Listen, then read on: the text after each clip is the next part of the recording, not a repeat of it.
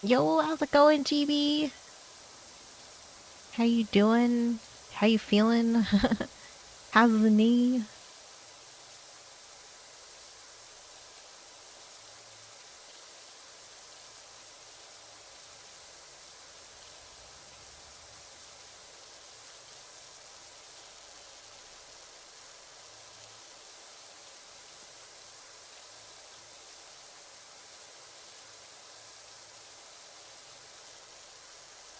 How's it going, illusionary? We do have something else to wash on this demo, so I'm washing it. How you doing, though? Oh, no. Well, hopefully your recovery goes quickly. Hachi, how's it going?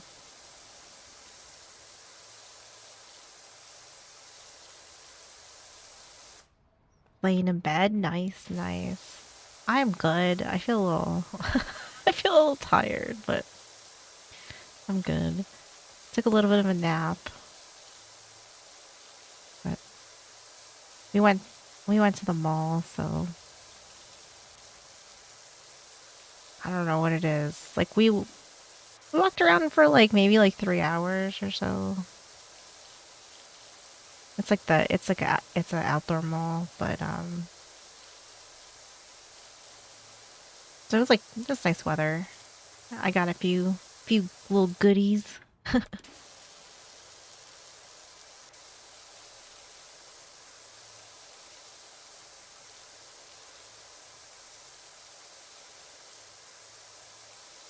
Right? That's always good. I got these Harvest Sour Patch Kids. They're pretty good. It's like cranberry apple, apple cider, and caramel apple. And then I got a little bag of lemonade Sour Patch Kids. They're actually pretty good. And I got dill pickle corn balls. I don't know. I know I think I got them there last time I went to Five Below, and they're pretty good. Anything like dill pickle, I like. And then I got like a little, it's like I don't know, it's not really like, it's kind of like a sweatshirt. It's like a kind of like a thinner material. It's not a super heavy one, but it's really soft, and it says the Skeleton Crew. That's my one like little Halloweeny thing. I didn't really see like a whole lot of like Halloween stuff I wanted, so but I did come across that, and then I was like, I think I want this.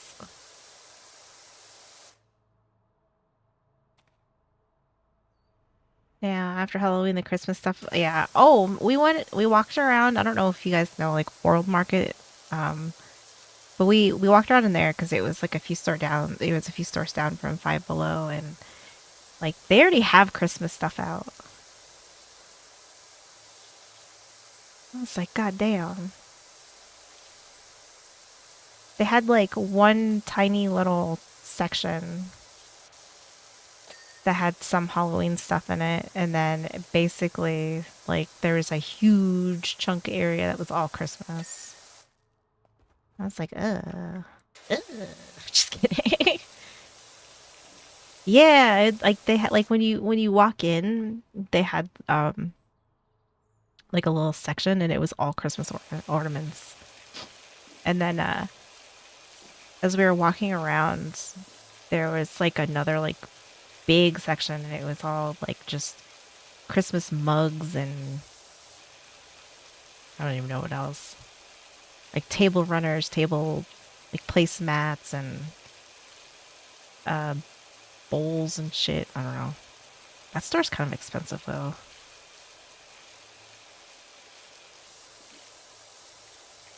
Oh yeah, I got Karomi ramen.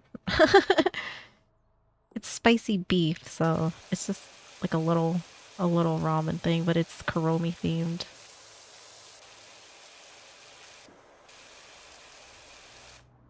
But yeah, they already had a bunch of Christmas shit out. You're already getting Christmas music ads on your Spotify? Oh god. Christmas just needs to chill for a minute, you know? Like, we don't even have fall weather yet, alright? Like, just slow your roll, Christmas. Let us spooky people enjoy spooky season and at least enjoy some spooky weather. Because it was fucking like 80 something today.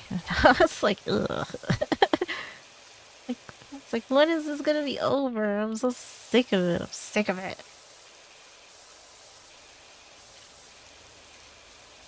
Christmas can't hurt you. I mean, like, okay, like, I don't hate Christmas, but Christmas is not my favorite holiday. Christmas is like too happy. I don't. It's fucked up to say. I shouldn't say it like that. Mr. Lark, how's it going?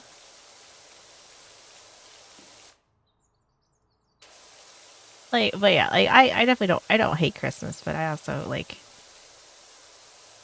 not that into it. It is very expensive. Like the only thing I really like about Christmas is peppermint mocha creamer. That's about it. Yo, Barkin, how's it going? But and like obviously like I love going to see family and stuff like that, but like the Christmas shit in general, I'm not a big fan of. Like some of it's cute, but I'm more of a spooky vibes. I live in the darkness. Yeah, peppermint mocha's I love that. And that's about like as far as like Christmas type stuff goes. Oh,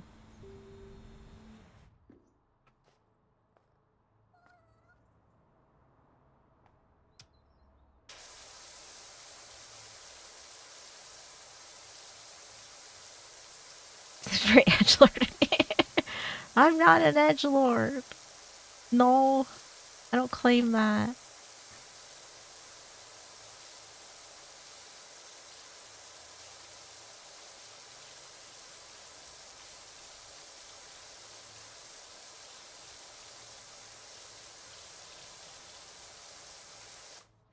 So here, Radiant Joe, how's it going? Well, welcome on in.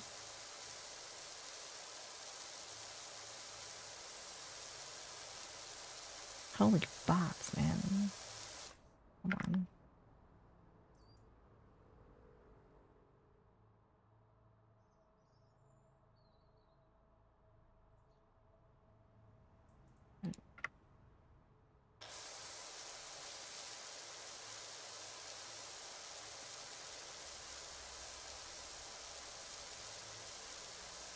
We are just chilling. Well, we're just chilling for a minute and then we will fire up some videos to react to. But I just don't usually start right away just because give people a chance to come on in. Oh yeah, I miss him. What'd you get?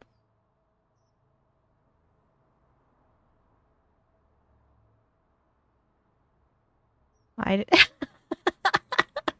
Yo, that's a cool shirt. I like it.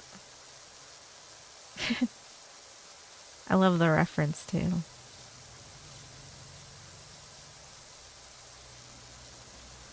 I used to say that all the time, like just to be funny, and then I was like, oh, it's like maybe some people won't get it anymore because, you know, they're a little younger or they don't know. And you'd be like, "Did you fuck me? I'd fuck me."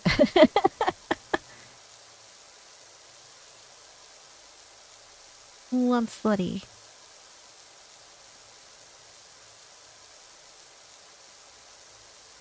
Yo, how's it going, Kendrick? I do like that shirt though. That's great. I like it. I like it.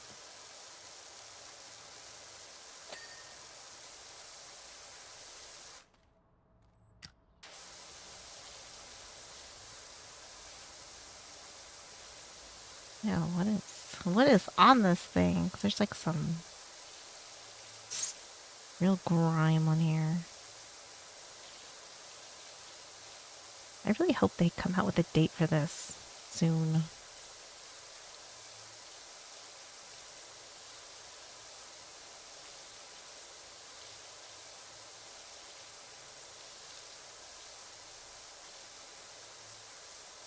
I don't know how many jobs we get in this demo, so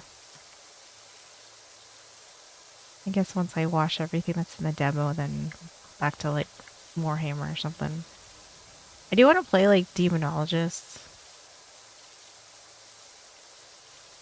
And then I have like a couple, I think there might be like a couple horror games I haven't tried out. So I could probably do that for a little bit too. Is to react to Christmas commercials. Oh my gosh. We should. And see, just see how bad and cringe they are.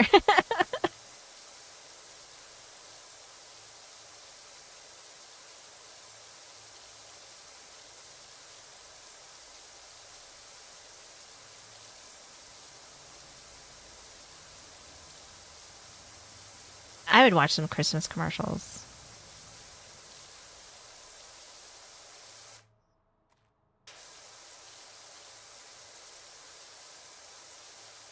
One of the like more memorable ones I remember is the Campbell soup. It's like the snowman, and he like waddles inside, and then it like melts, and it's like a kid.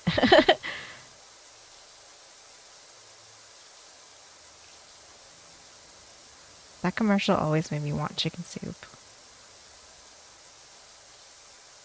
A Karen simulator? Somebody should make one.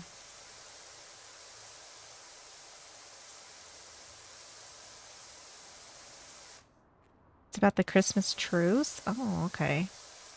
Oh, I think I know. Yeah, yeah, yeah. I think I kind of remember that story.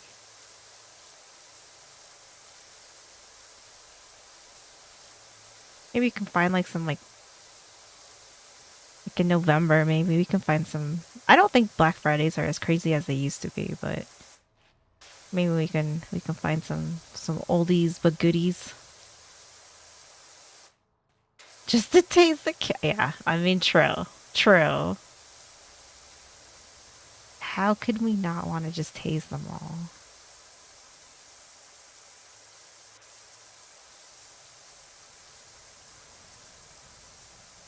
I wonder if that there's like a cop simulator, like precinct or something. I wonder if you get Karens in that one, you can just tase them. That'd be nice. You might get demoted though. Just like taser, taser. I'd be fine with it though.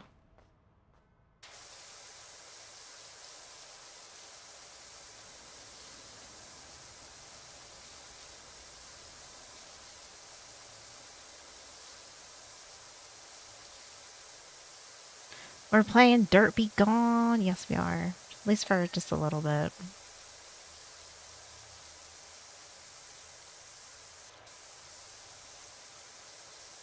But how's it going, Sula? Good to see ya. Play Ready or Not and just tase everyone.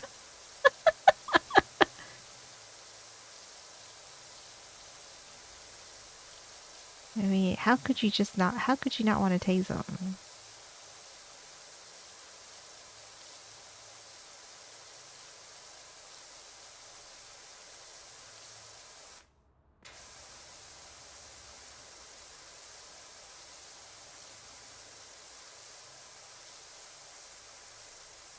Christmas juice will make you cry. I think I like vaguely remember. I think I vaguely remember that.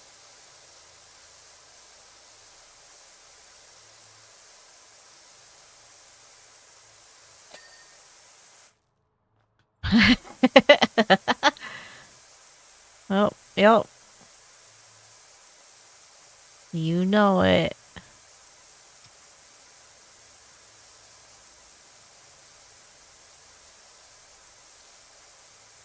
Yeah, it's called like I think it's called the precinct, and it's just like a cop simulator. Alright,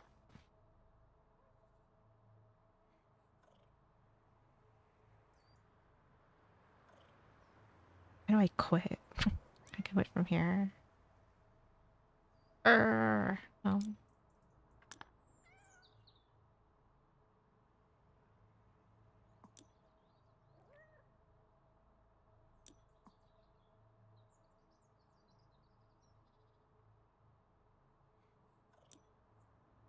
oh, here we go. Alright, get the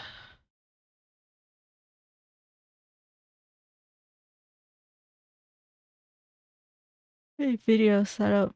God.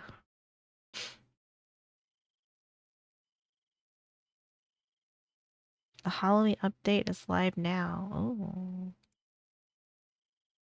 What's in here? Autumn is in full swing and we've got an update for you. From Halloween decorations to spooky spirit skins, local music imported product. Okay. Well, shit. Well, well, well.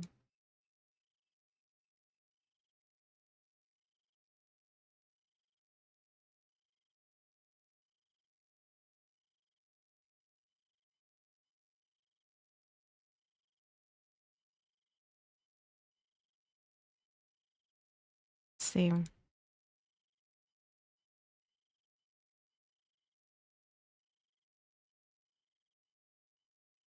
Did you get a Halloween? Oh, I mean, like this one that's kind of like Halloweenish, though. Did you? I mean, that one kind of is too. Doesn't mean you don't deserve a Halloween costume, though. If it's Power Simulator 2. It's their demo. Let's see, we got a little Franken monkey. That's kind of cute. The cat? I mean, this is like the OG. Oh, we got a chef hat. I mean, I guess you can't really beat this one, huh?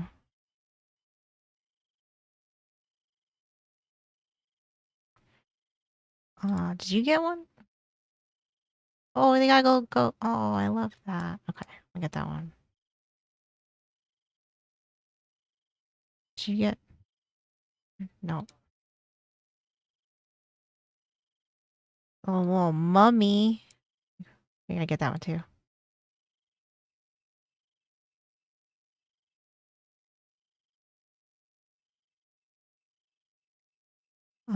Oh. Okay, guess we're gonna get that one too. I think I got a lot of points saved up. This is lo-fi sessions. This is what my BRB screen is from, and what I usually have on if I can remember to turn it on. Oh, that one's cute too. But they just came out with a Halloween update, except I don't know who all has a Halloween skin. Did you get one? Oh. I like this little angler one.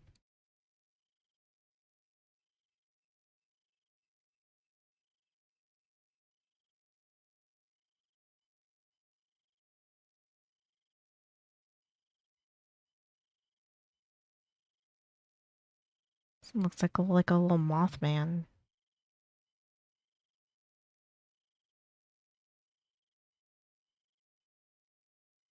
I don't know how to.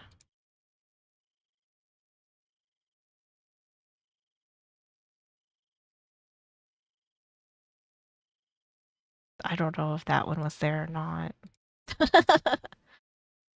I got no clue about that one. Well, I guess he has one. Right? The little lanternfish. That's pretty cute. It's hard to decide like which one. I don't know. I feel like there's so many that are pretty good. Like this little voodoo doll. I like this one too. I guess that one's pretty Halloweenish though.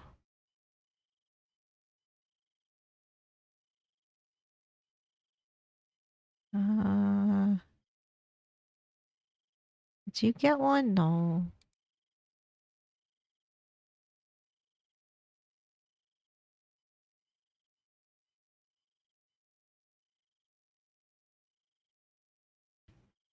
So this little fish. I love its like eyes. Its eyes are huge. Right, the little bat. This one's pretty cute. That one looks pretty Halloweeny. Like think I'm gonna uh we're gonna go with this one, I think. They look so cute. It's the mummy.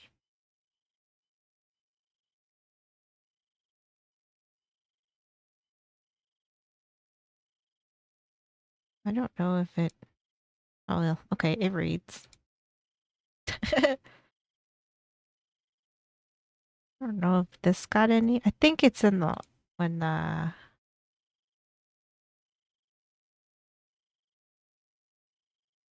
be in here.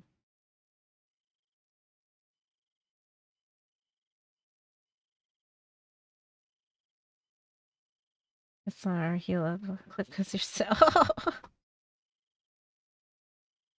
Rotund Karen Gorlocks. I don't know. I hmm, maybe, possibly. I mean, nowadays it's unfortunately it's pretty easy to like kind of throw a rock and we end up with a big one. So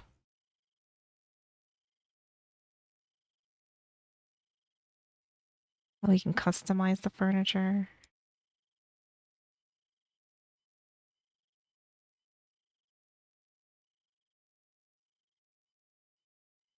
We can customize those. That's cool.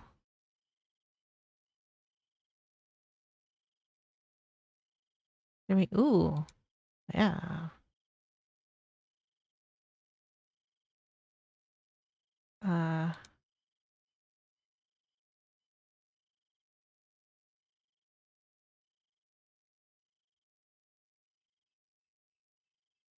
see, I like this one, but it's like too bright. That is like nighttime. Oh, that's kind of nice. Yo, I like that. Right, let's buy that. uh, it might be the new one. Let's see. They add any new ones here? No. Here? No. Maybe no.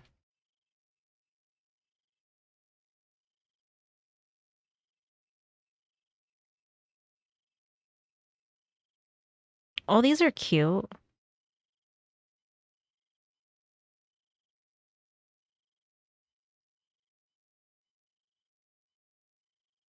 I like that too. But I feel like there needs to be like a little bit of light over there. So maybe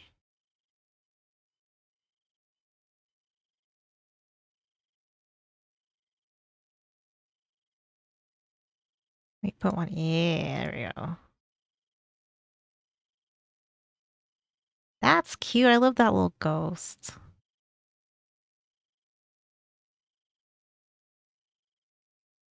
Right?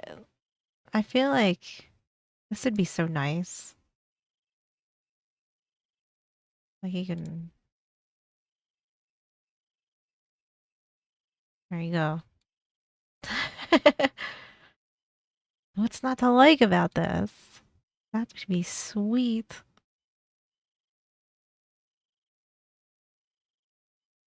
Um,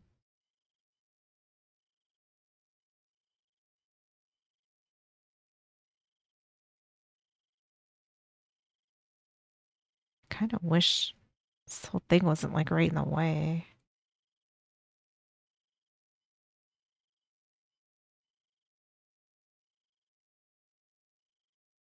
Let's see. Did they add anything in here? No. No.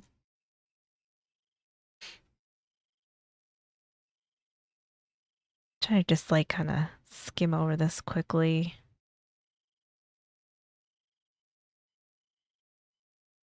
Well, these are kind of cool.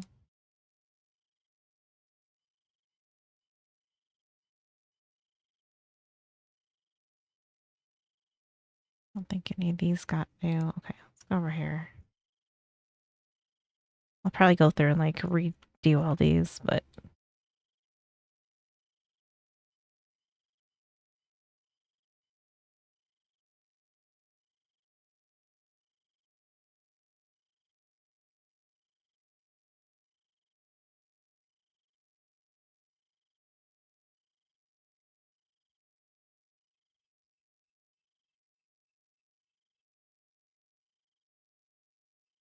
got spider webs and ghosts.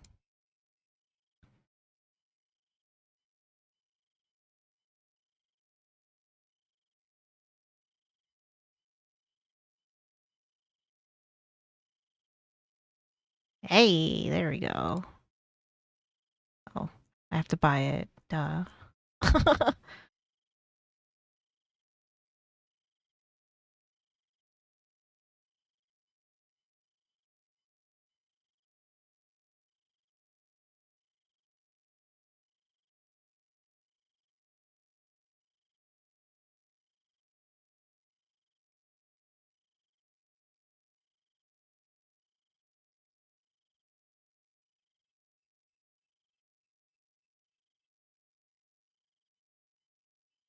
I didn't. Oh, all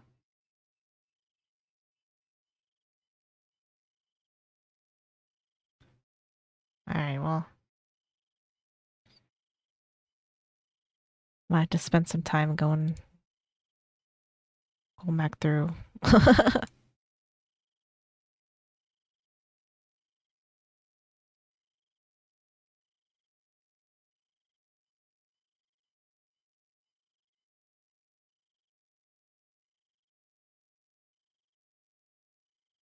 Well, I love that one though. That is so cute.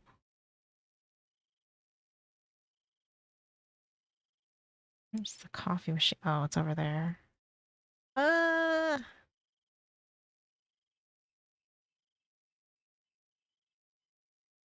oh, that's probably more fitting.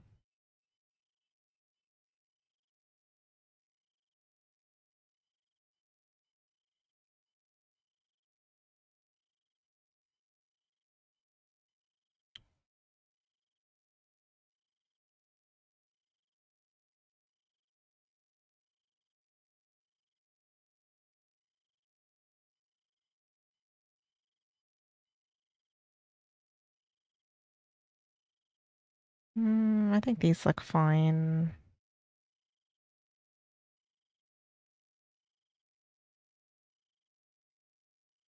Kind of like that though.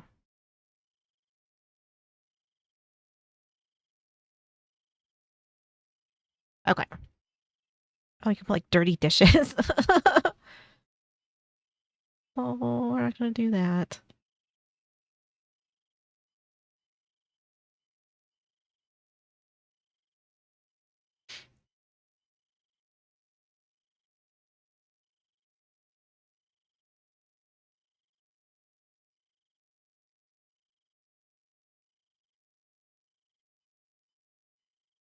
Ooh,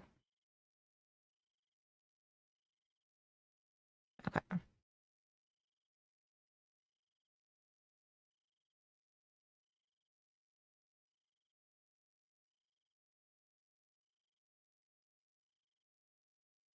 All right, let me get these videos going here.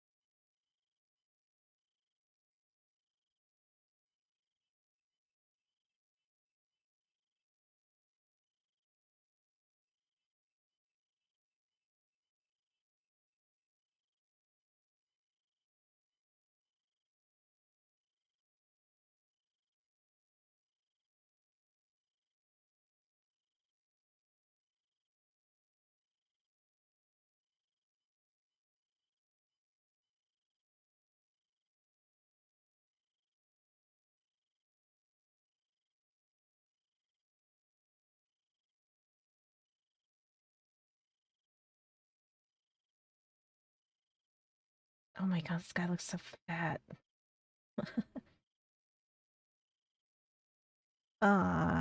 1, 2, 3, 4.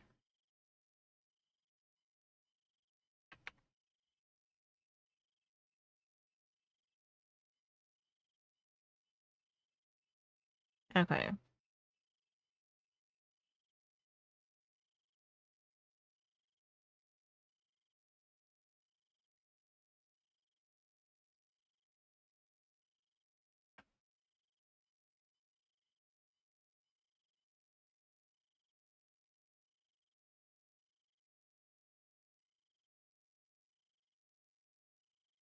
One, 2, 3, 4, 5, 6.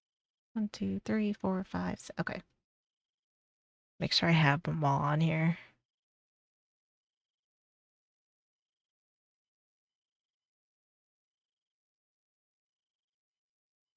All right, this is an interview. It's only like 4 minutes long, but it's the man who lived in a world famous Connecticut haunted house tells spooky experience. Yeah, set the mood. Mm.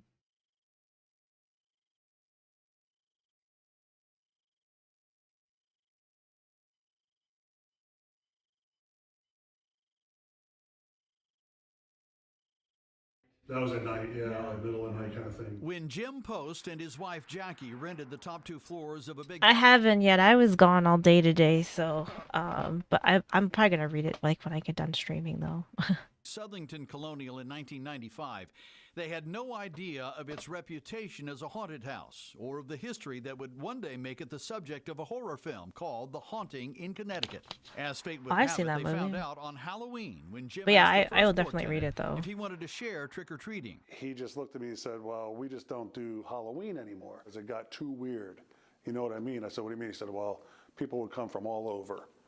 And they were lined up down the sidewalk, down the road, wanting to get in. Later, Jim says that neighbor showed him a tabloid that listed the top haunted houses in the world. And there's a picture of the front of the house that I just moved into. It looks like a house out of a Norman Rockwell painting. Strange things began to happen right away. Not terrifying things, things that occasionally happen to all of us, but seem to happen a lot in this house. There was some missing keys, missing personal items. I looked for like a... I don't even know, like, I don't even know what's true about this house though, because I remember watching this movie, but obviously, like, not like I'm gonna say it's like loosely based, right? an envelope that I had to mail and it wasn't there. An envelope with $500 cash inside went missing from a chest full of sweaters and other items. They turned it inside out looking for that money, Jim says, but it was gone. And there were stranger things. I had some friends coming over to visit me. We were going to go out that evening, and I'm in the shower, and I hear the car pull up. I hear them bound up the stairs, and they start talking to me, and I said, There's the Elm Street. I don't. Yeah, I don't know if that one's supposed to be haunted. I know that this house, like I saw a haunting in Connecticut, and it was like an okay movie. It kind of had kind of like a messed up story, but I don't know how much of that's actually true. Hey guys, I'm in the shower. They said, okay, we're gonna go get some food. We're gonna go get some drinks. We'll be back in 10 minutes. Like as far as like why the house is haunted, you know? Like I mean, like as far as like everything that happened in there, who knows? But for like I guess like the story behind the house, I really don't know a whole lot about it. Got out of the shower, dried off, got dressed. I hear them pull in. They bound up the staircase, and they had the same exact conversation with me that was like 10 minutes earlier. He quizzed them about that conversation from 10 minutes earlier, and they were blank. And they said, what are you talking? We just got here. Then there was the night Jackie saw her mother, who had passed away years earlier, hovering in a corner of their bedroom. She said she saw her kind of floating in the corner there watching over, and then she recognized her flannel nightgown that she always wore. Jim says he didn't see Jackie's mother. He just Sounds saw like more like a curtains squatter move in the attic. for no reason. But the scariest story Jim has to tell actually This is a nice house, though. I mean, like this house is very nice. It's really pretty. actually happened to a friend who was helping him paint a room. One night that friend stayed behind alone to work while Jim and Jackie went out. He was painting, and he just felt a presence. The back of his, hair on his neck went up. Looked around, nobody's there. He started painting. Then he felt actually like pressure, something pushing him against the wall. He said he got out of there so fast. He ran down the stairs. He said he felt like he was going down an up escalator. Got in his car, pulled around, and he said the transformer exploded in the street. Still, Jim says the episodes he experienced were mischievous, even playful, but not malevolent, and he wouldn't necessarily call the house haunted. In my mind, there was definitely some spiritual energy, but as far as, evil things that we see in the movies, I would have to say no. And Jim's cousin, who was a medium, had a similar take, There you but go. with an interesting twist. She said, I'm picking up especially. Because, like, the movie, I think, I don't know, it's been a while since I've seen it, but it didn't really seem like it was, like, mean, but it seemed like it was just, like, trying to scare the shit out of the kids. A female presence, and she likes you, and she points right at me, right? And she said, I think she's trying to get you and your wife into a little bit of a tiff. So not only do we have a haunted house here, we got a love triangle going. exactly. So I said, oh man, I don't know if I can't deal with that. That's succubus. Safe to say Jim ghosted that ghost. Just a couple of postscripts here. First, that $500 that went missing turned up again 5 years and 3 moves later, back in the same box with the same sweaters it disappeared from. And second, 5 years later, Jesus Christ. and the tenant It's who a moved spirit into the home house wrecker. after Jim and Jackie Post moved out was a young Chris Murphy. Senator Murphy sent us a quick statement saying he wondered why the rent was so low when he moved in, and he added, quote, nothing ever happened to me on the second floor of that house. You know he's lying, or that ghost doesn't like him. She's like, no, I'm good. I don't like this one.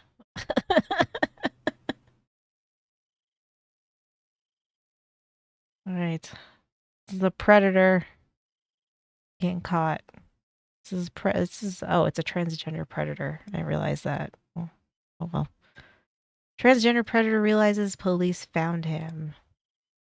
This is from our other favorite channel, Police Insider. No, I'm getting arrested. Take a seat. Why? For that shit. Take a seat. I'm trying. Take a seat. For what?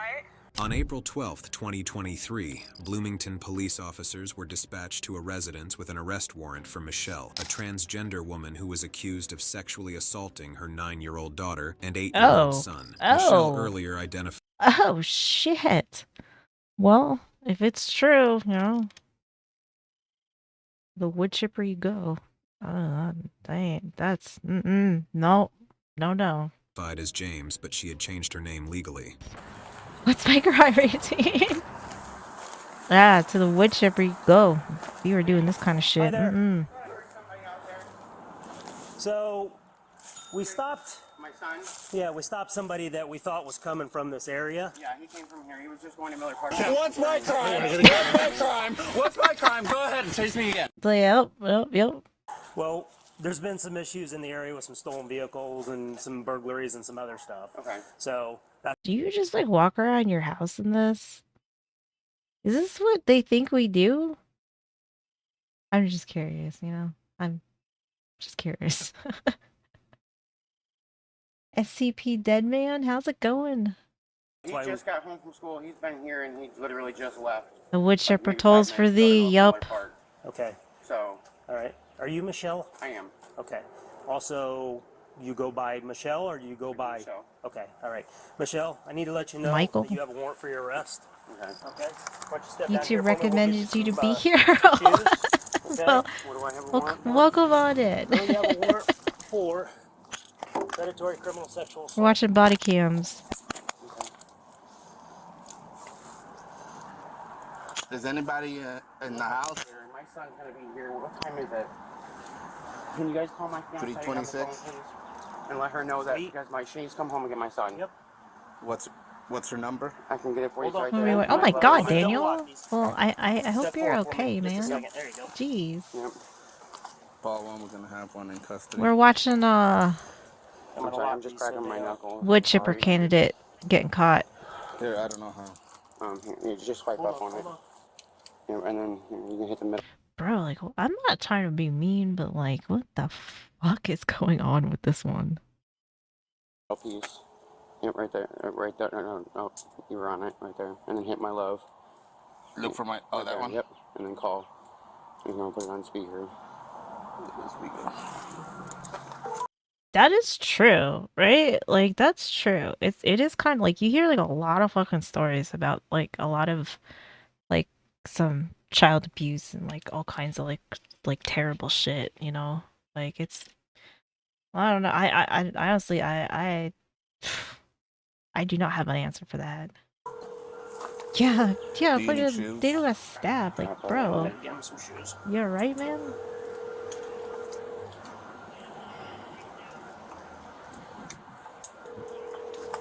Yeah, we're gonna have to bleach our eyes after this one.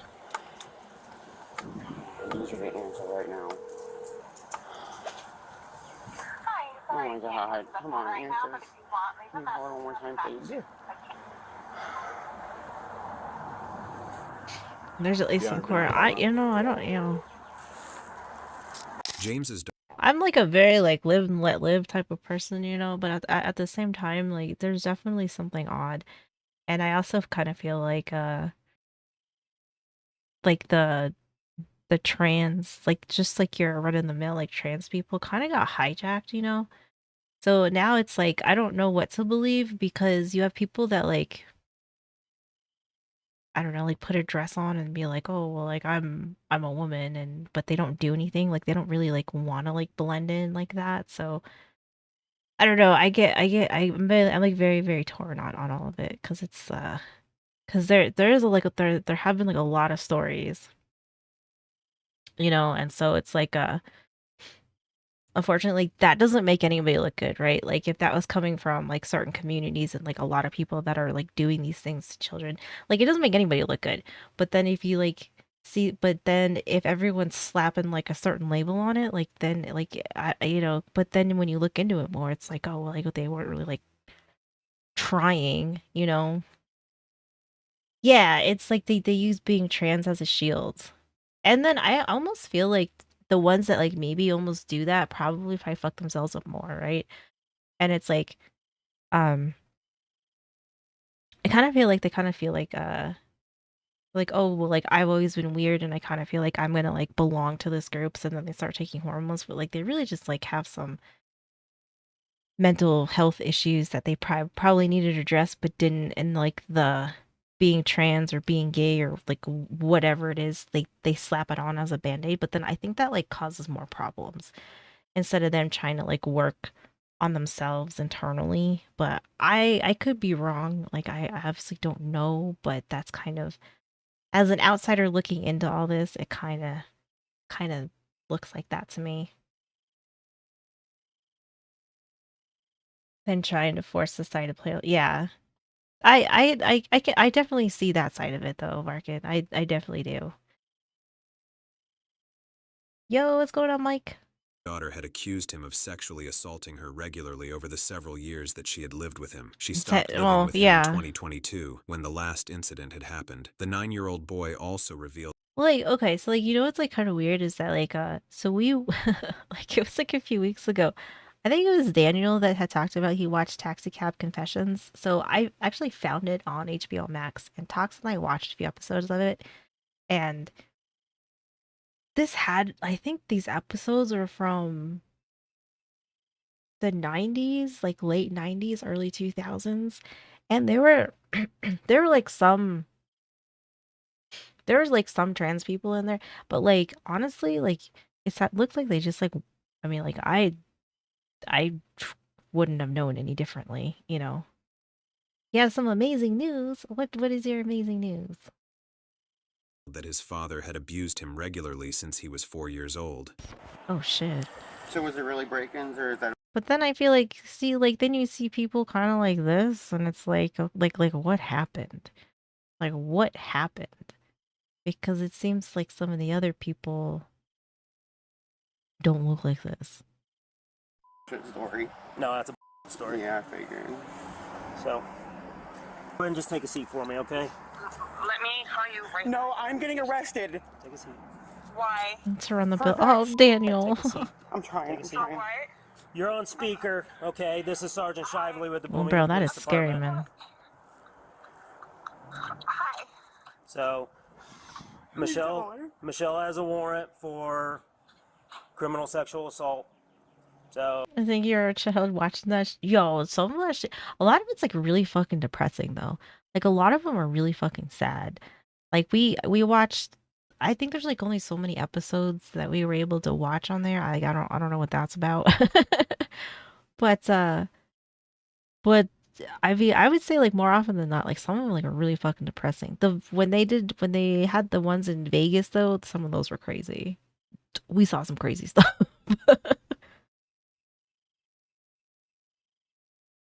You popped the question to the girlfriend. She said, "Sure, why not?" Oh, congratulations, Mike! Yay! Congrats, congrats.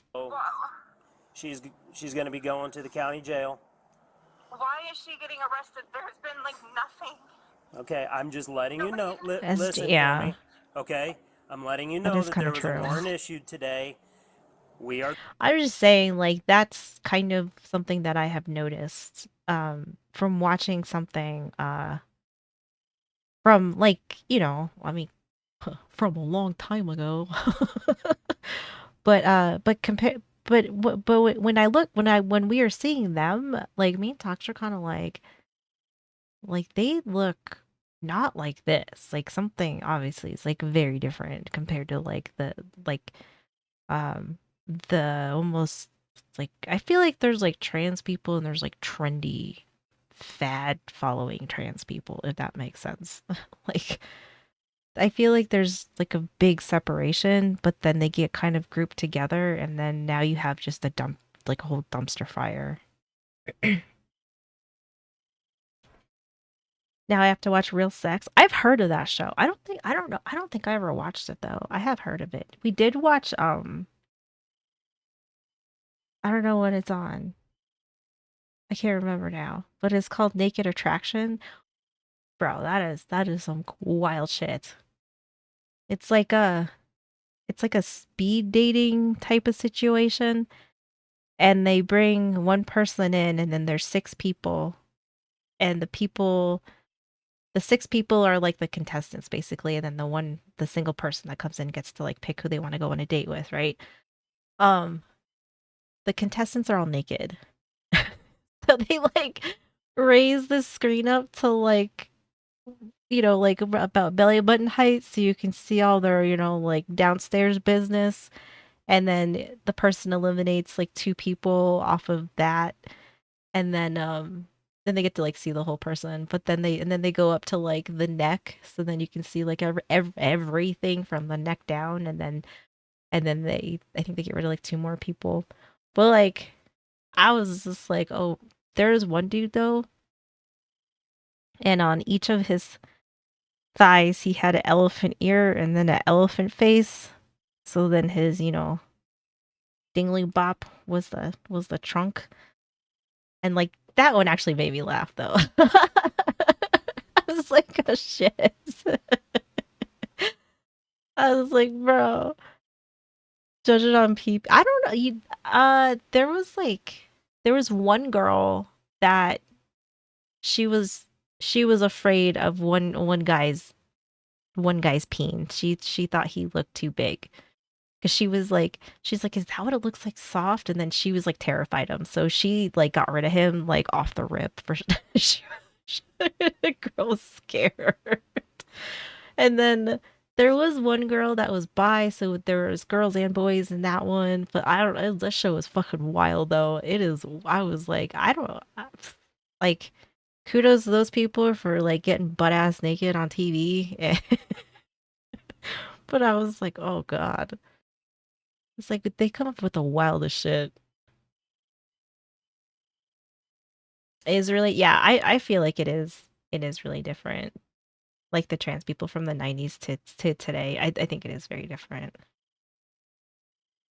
Straight judging by appearance only, right? But I also feel like, is that fair? Like, because they like their whole I guess angle of it is that like you can't judge somebody, you can't tell like how good they look with their clothes on. So like when you bear it all, like you're getting like the whole story from somebody, right?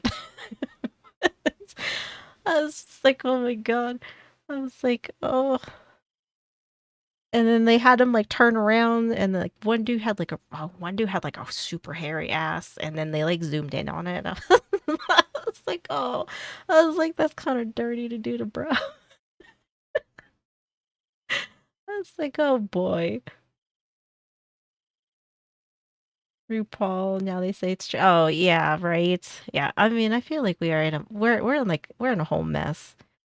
We're in a whole mess, but I think this person might be a good candidate for the wood chipper though. If you're and it's like and it's your own kids.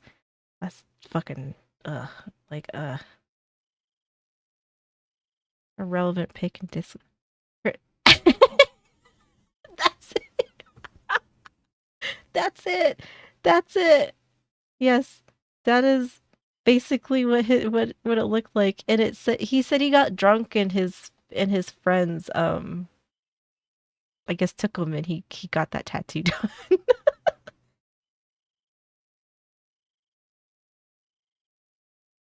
It's a pulse they'll take. So like we only watched one episode, and both of the people that were picking their dates were both females. So, but I know that there's I don't know. I know there's other because they show kind of like a preview of like the season, and there are guys that you know that get to choose, but Getting arrested. There's been like nothing. Okay, I'm just letting you know. Listen for me, okay? I'm letting you know that there was a warrant issued today. We are the middleman. I don't know anything about the case. We oh, you're just go having ahead and vanilla serve the cake? Oh warrants. hell yeah! Okay? So I'm letting you know that she's going to be going to the county jail. Okay. Oh, that's what they use for Where do I need to censorship. Well, You need to get Brayden.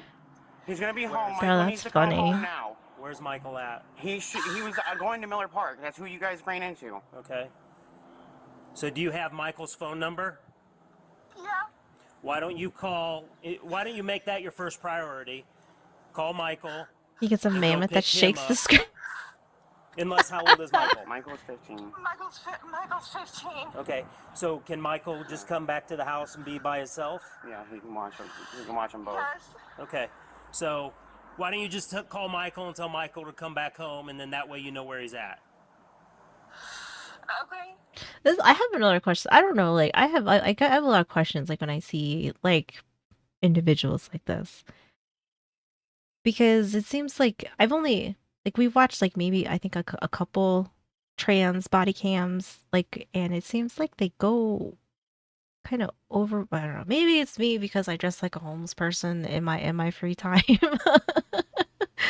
But I feel like they always look like they're like always very dressed up, maybe to like try to make it seem like they are more feminine, but it's like I'm wearing sweatpants and a DC t-shirt right now. But is that like a I have to make sure I look feminine, I guess. Okay. Do you have any? I mean, No I one know you correct you got a to lot your of questions, 14. but Oh, Daniel. unfortunately, I don't have a lot of answers for you. Call Dad, call Brian, and Yeah, this is a he, she. Yeah, that's a yeah. I mean, like his face is definitely very masculine looking. So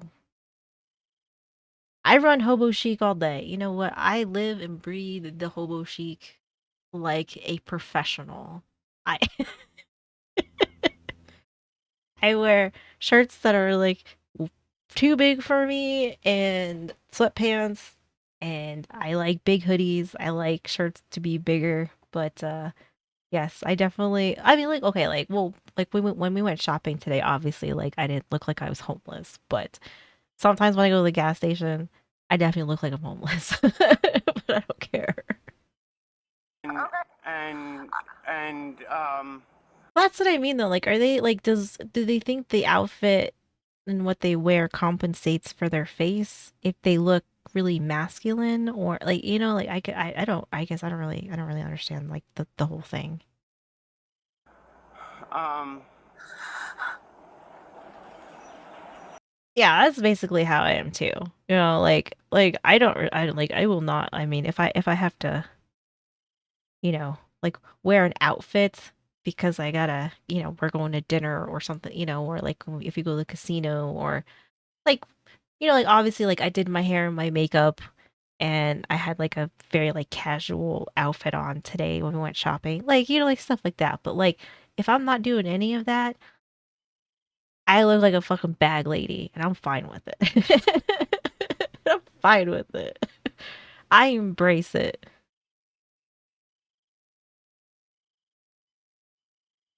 I don't judge. I rock the Goodwill sometimes. Yeah, right. I mean, like, I'll be honest. Like the T-shirt I'm wearing right now, it's like this T-shirt's probably like 15 years old, and it's very comfortable. Burr Pat, yeah, I agree, Daniel. You didn't brush your hair today. I did brush my hair today. I showered and did my hair and all that stuff because we went shopping. But yeah, I mean, I definitely have like messy bun days where like I wake up and I'll just put my hair like back into a bun and then I won't touch it for the rest of the day. So yeah, yes. A few dresses on their chest piercing. Oh my god, that's probably true though. That's probably true. Shirts from like 20. I have a shirt um from when I was a junior in high school, and it is now like a little big on me. So I think I think I might be in better shape than I was in high school. I guess maybe like muscle wise. Cause like I remember wearing that shirt a lot and it was like I mean like it like fit fine, like it wasn't tight or anything like that. But it seems like it fits a little bit better now.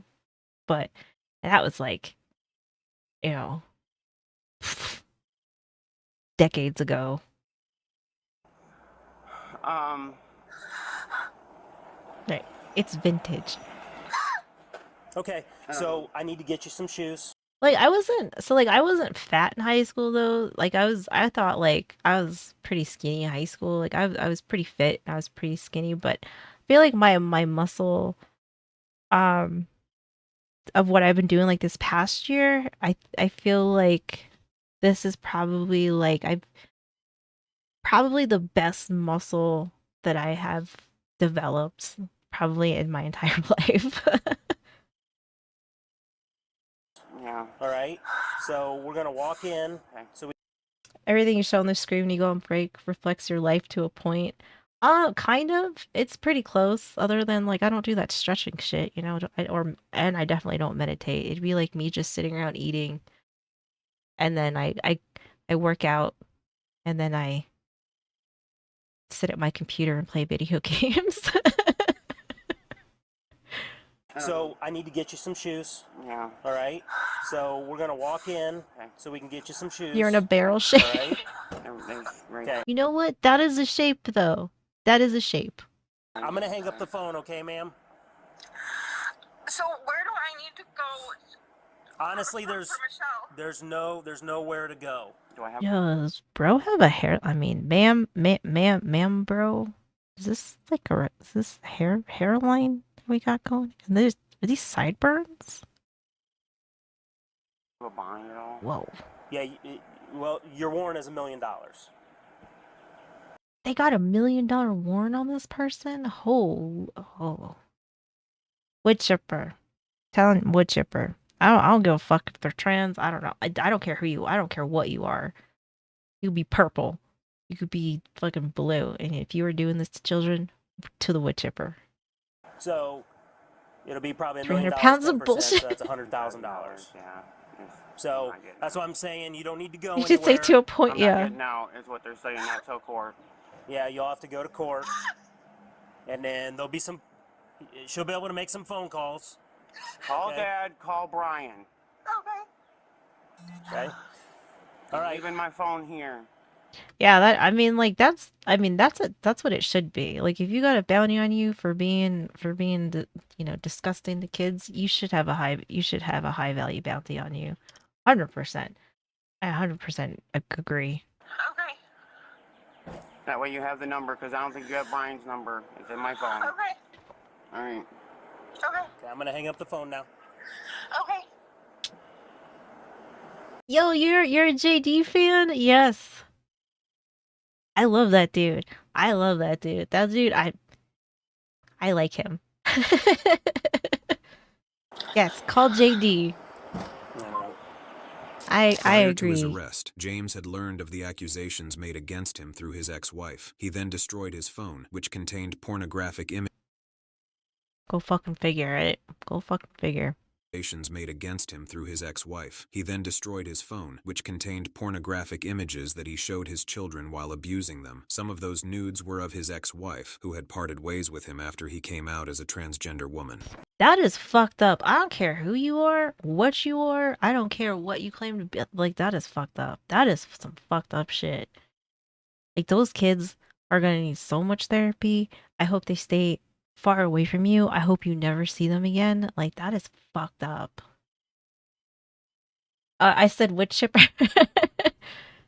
I like his hat that says, make pedophiles afraid again. Nudes were of his ex-wife, How's it going, who had Spike? parted ways with him after he came Ah, out yeah. as a transgender woman. Okay. So You we got can burns walk on to your the. pants. Wait. So, like, was this going on, like, while he was married, and the only reason why the ex-wife said something was after he came out as being trans, and then she decided that she didn't, then she divorced him, and then she decided to say something? Because if that's the case, then, like, we got bigger problems. This is both parents. It's right there. I don't know if you knew. I didn't. See, Bubba, Yeah. Bubba's friend, yep. Okay. Can you help me out? Yeah, we'll walk to the door, Yeah. and then we'll just get whatever's there, okay? Because I don't want to dig around Nope, anything. they're It's like, not my they're intention. Like right there. They're like right there. Okay. Well, what are they? Shoes. Well, can you describe them for me, and I'll just grab them? I don't know. Okay, let's They're walk like up. literally right inside the door here. Literally right. And then we'll inside put the your door. phone inside. I'm trying to ask Maz if he needs the phone. Hey, do you need the phone? Does not. Okay, never mind. All right, cool. All right. The dogs are way up in the front porch, locked up. So. Which ones you want? Roger, Dodger. Yep. The ones here as well with me. I'm not like a super girly person, but I would say that, like, I don't even like this dress that they have on. But I'm not like a dress person, but I would say that I'm not a fan of this. Okay. Gnawing at your ankle? Can you Aw. just pick like one of these? Kitty. Let me make that easy little shooter right now. That's fine. Can you put them on just like this? Yeah, I think so. Alright. Even though I don't think you deserve to be here, but if you have this going on in your outfit, this.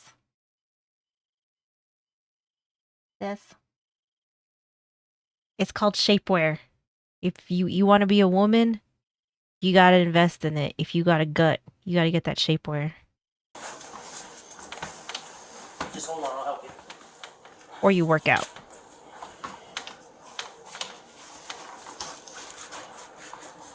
Where would you like me to keep your phone? Just right there. Okay.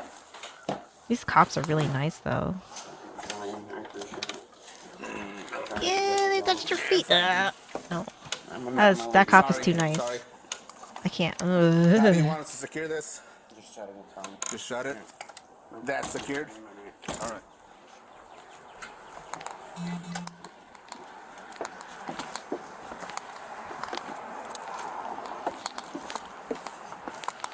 I know, I need to make one. I'm sorry. I will maybe work on that tomorrow. Cause now that I finished this model, cause I spent like the last like 4 or 5 days doing trying to get this done cause I'm stupid and I like to wait till it's like 4 days before October to make a VTuber. So I'll probably work on one tomorrow. I was thinking of doing our little cult dude puking, like doing something like that. So old school girdle, yeah. Am I going this side or that side? Other side. The other side? Yep. Okay.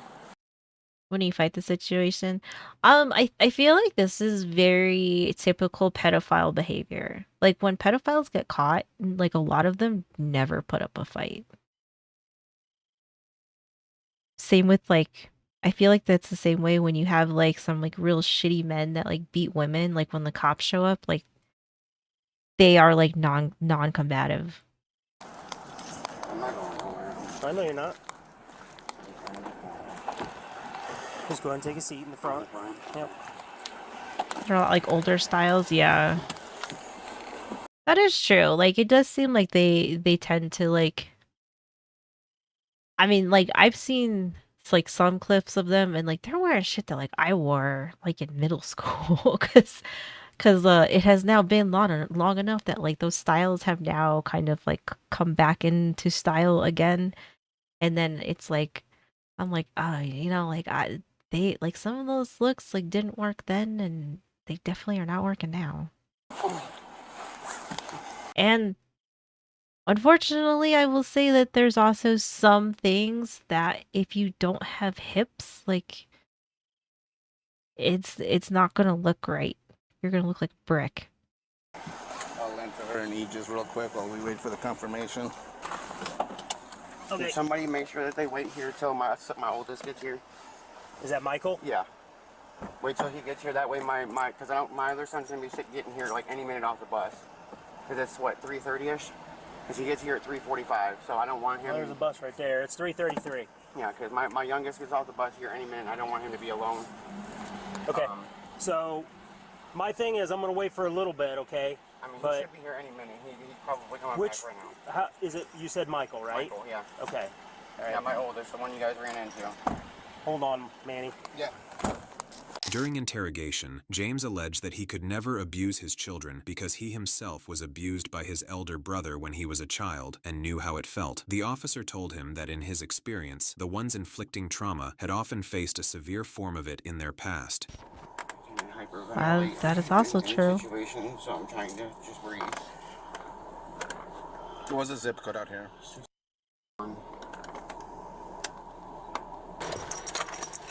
Not even the police. Oh, really? Give me a second. I gotta secure my firearm, then I'll let you out.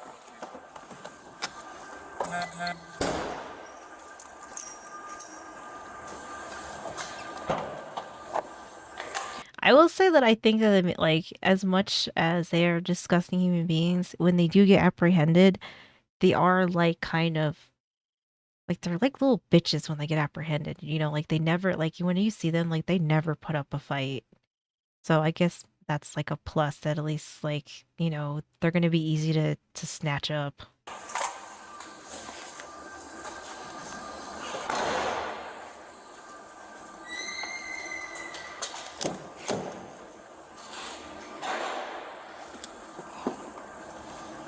This cop is very nice though.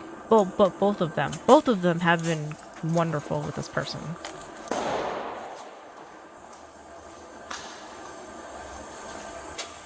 I can't imagine how hard it would be to be nice to this person knowing like what he's accused of.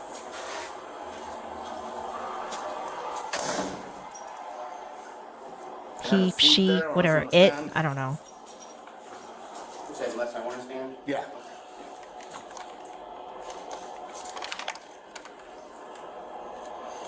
Michelle is ready. James even argued that he could not sustain an erection to even successfully do such a thing because he was on HRT hormones. James was indicted on 5 counts of predatory criminal sexual assault. 5 counts, that's pretty serious. I mean, I think if you didn't do it, like maybe one hearsay, but you got 5 counts on you. HRT hormones. James was indicted on 5 counts of 5 predatory counts. criminal sexual assault. Yeah, he did put him in the front seat. I guess, well, I mean, like, I guess he was cuffed and it didn't seem like he was going to do anything. After the indictment, he was issued a $1 million bond Issued a $1 million bond warrant. God damn. Well, at least they had all that. I mean, I wonder what ended up happening with him, though. I would be curious. Yeah, 1 million. All right, let me go take a break, and then when we get back, we got a Karen. We got a Karen coming up next. Coming in hot. All right, I will be back.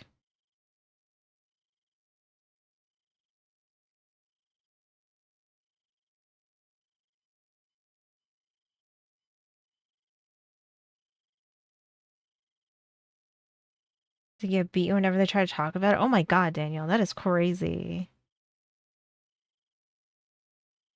$1 million. Yep, we got a Karen airdrop coming in. All right, I will be back.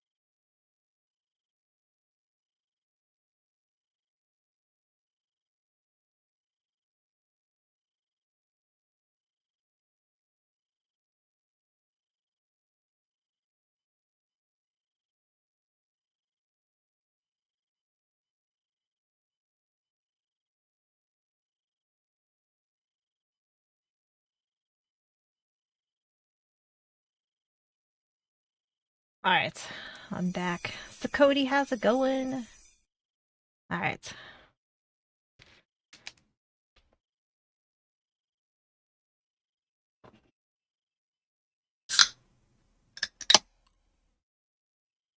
Let me, Thank you, thank you. Alright. I got Karen incoming. Am I drinking? Oh. I'm drinking a blackberry Dr. Pepper. Did it sound crisp? You got some soda ASMR. Yep, cracking a cold. This woman just hit a man with a wine glass and tried to set a lady's hair Getting on a fire. cold one. Yep, crisp as fuck.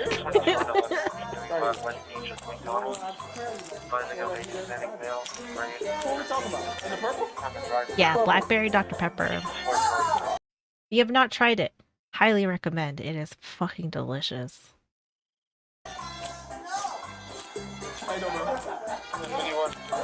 Need your Karen pepper spray? Yep. Get it ready. Oh, I have an idea for a Tase redeem, so I think I'm gonna work on that. There's a lot of things I gotta work on tomorrow. I do have to get a video. A video won't be posted tomorrow unless I get up early enough, but I have an idea. I'm sorry, man, we only speak English in here. This is not your favorite? I like it. I think it's really good.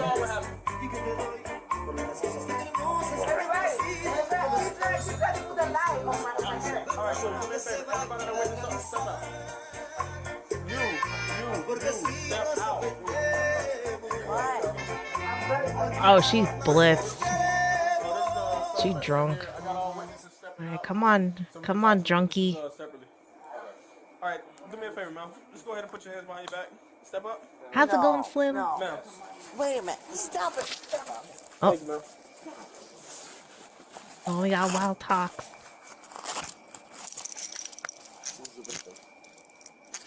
Right here. Do you need fire rescue or? No.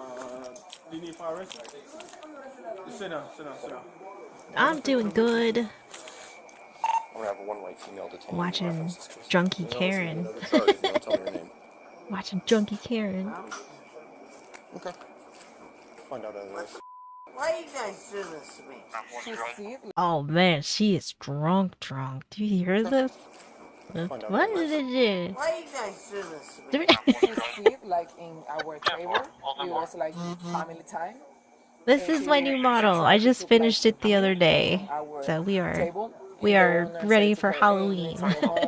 That is like I decided to make a Shibi one because it was I could rig a Shibi one faster than I can like my other one. private, like, and she didn't listen. She stayed Right? They didn't wait at all.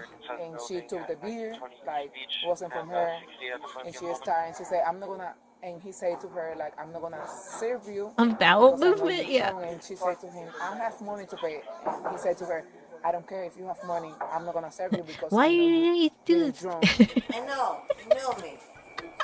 That's it. What's up? God damn it. Why do you want this bracelet? What the f***'s wrong with you? I don't even know.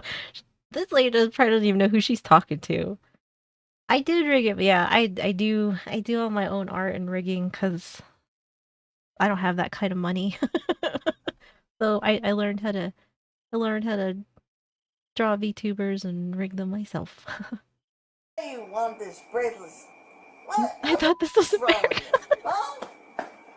Get off Oh my me. gosh. Nobody's touching you. She tried to Nobody's play touching with the you, guys, madam. Like, playing pool, and she put all of the balls like down, and then she came to my table. Right, hello ma'am. We have bracelets that are just your size. She came to my table and she tried to put light. Like, That or she's an close to alcoholic, so she's gonna wake up and she's gonna start slinging them back The again. light that you use, like close to me. I don't know. I can say that was like for me, but she put like she was like pretty close to me, and she tried to put the light, and my friend took the light from Like, her, oh, thank you, her- Flip. her Thank aunt, you. her hands, and he took the line because she was trying to put the line like pretty close to me. I can say that was like, you know, because when people are thrown, we don't know, like. She was very clearly trying to play the victim. Get him off of me! I only wear Gucci handcuffs. Now! What the Or Gucci fam. Okay. No! No. No.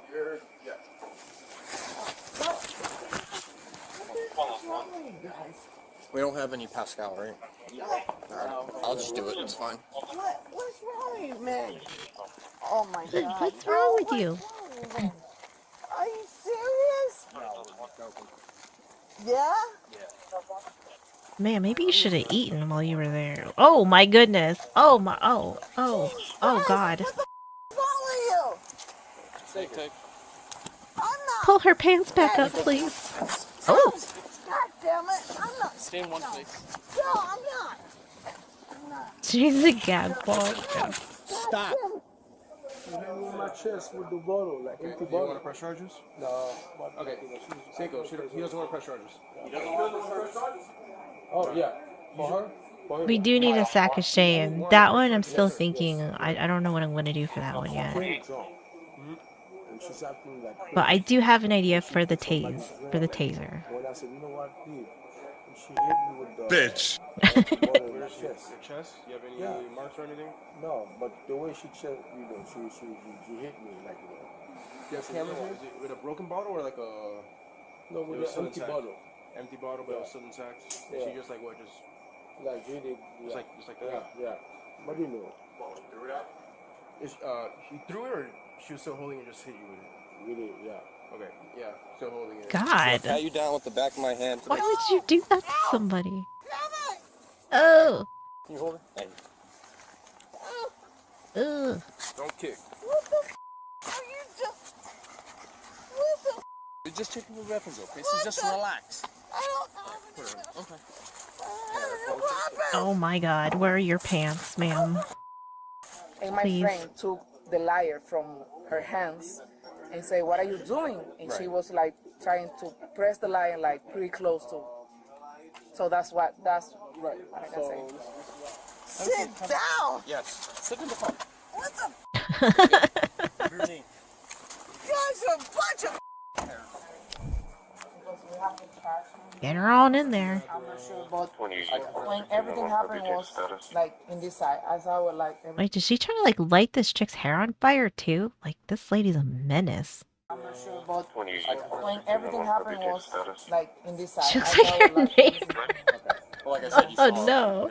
Yeah. Oh no. She was crazy. She was crazy. Yeah, this kind of zero fucks.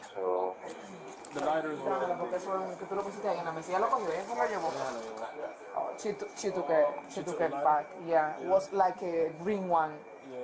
He took it from his hair. Even the officers were unprepared for what was coming. Can you step out for me, ma'am? From future. Same voice and everything. Ooh, maybe Can you this step out her. of the car, ma'am? No. Okay. Ow!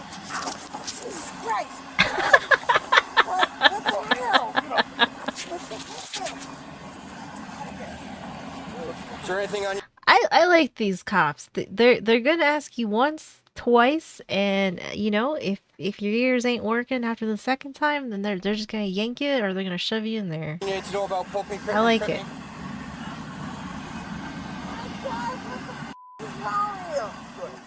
Listen, you can either do... You know, Right? She is. Oh God. She is. She's white girl wasted. Sit inside. Sit inside. That's all you gotta do. What the I'm wrong with you guys! put your legs in, please. You me up! Oh. Oh.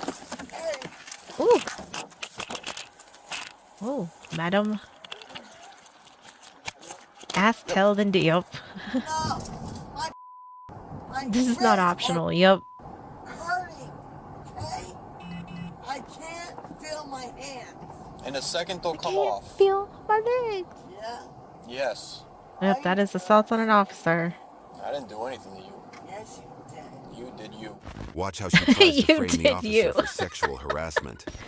Congratulations, you played yourself. You did you. Watch how she tries to frame the officer for sexual harassment. Hey, he's got my pants off. Officer. Man, your pants were off like the entire time they walked you to the car, okay? Like I've seen more of you than any of us would rather ever want to see in our entire lives. There's molesting me in here. No, he is. He's got my pants off. He's got my pants off. I think they heard you. Pull my pants down.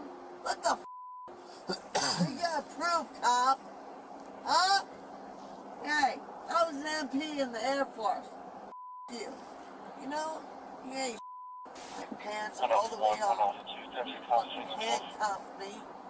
What the police? Gravity is a troll, yep. God damn it!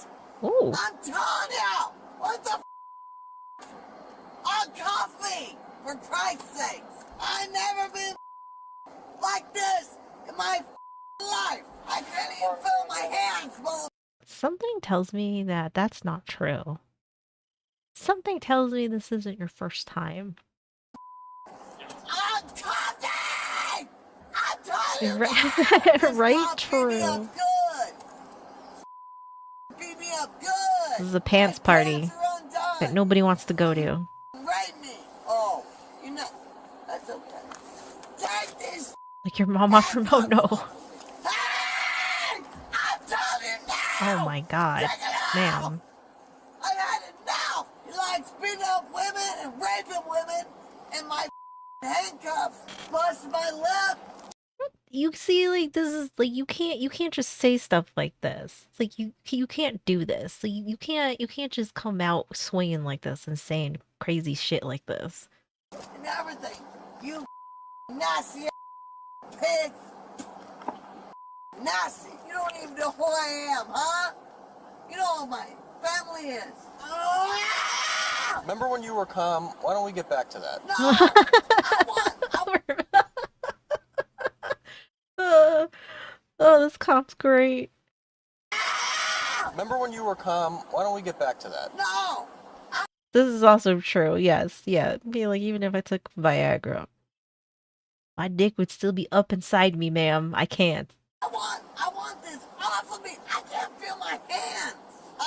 I don't know how they work through I this. tried to help you multiple times, and you're gonna sit here and yell at me. I can't feel anything. Can you keep turning? Out, out, out. I didn't even touch I you. remember when you were calm, yeah. Oh my God! Can we just get back to that? Break my wrist. Oh my God! What the are you doing to me? Trying to loosen the cuff, which you asked me to do. Are you gonna let me do it, or are you gonna keep screaming every time I try to move it? The choice is yours. Would you, like, he's trying to help you. Would you like to continue to be an asshole, or would you like him to help you? Either way, like, either way you're fucked, but, you know, at least he's still trying to be nice. Right, yeah, I don't give a fuck about who you are or who your family is. I am trying! She was bitching about the cuffs being tight. I tried to help her multiple times. She complained, and now I was just trying to get her to loosen them up again. She still has her jacket on because I just cuffed her. So try to make your life a little easier. We'll try to loosen them for her and put them back on. I'll take the jacket off and throw it in the bag. All right. How you doing?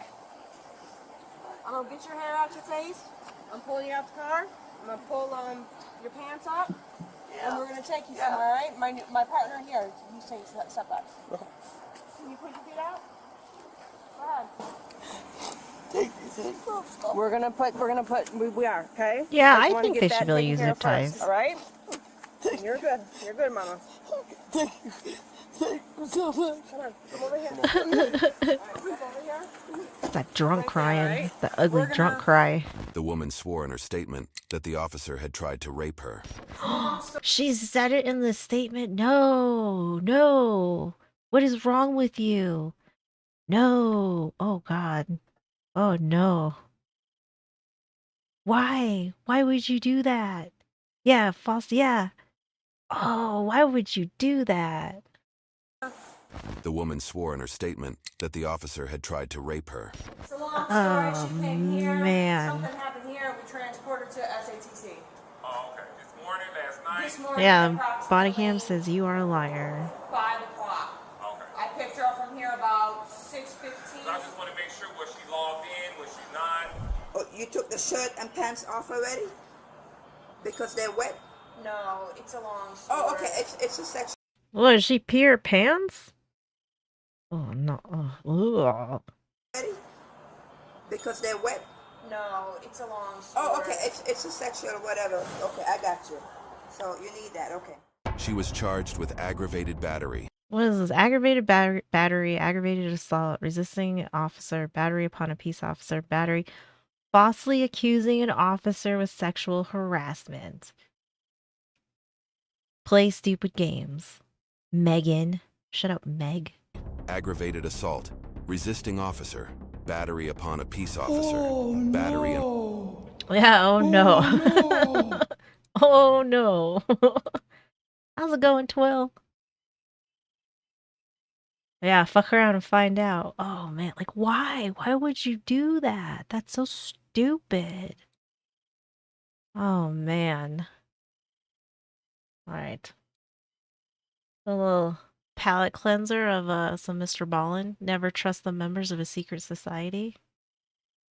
Since we're in spoopy season. Unexpected killers. But before we get into those stories, if you're a fan of the strange, dark, and mysterious delivered in story format, then you've come to the right place because that's all we do, and we upload once a week. So if that's Oh, you of got your interest monitor to back you, up and running. Nice. please gift the like button a Nice, brand nice. new signed copy Thank of you for the Mr. stat Ballen's brand new graphic novel, Where Nightmares Live. But make sure you first rip out one page from each story. Also, please subscribe to our channel and turn on all notifications so you don't miss any of our weekly uploads. Okay, let's get into today's stories.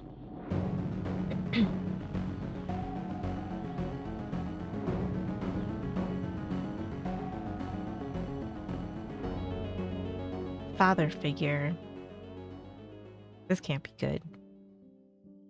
On the morning of September 12, 2007, 20-year-old Ashley Wallace was in her dorm room at Bryant and Stratton College in Buffalo, New York, getting ready for her very first day of classes. Oh, and yeah. This was really exciting for her. I mean, We she just love to moved fuck out on around her and own find for the out. first time. You know, it feels like she's an adult here.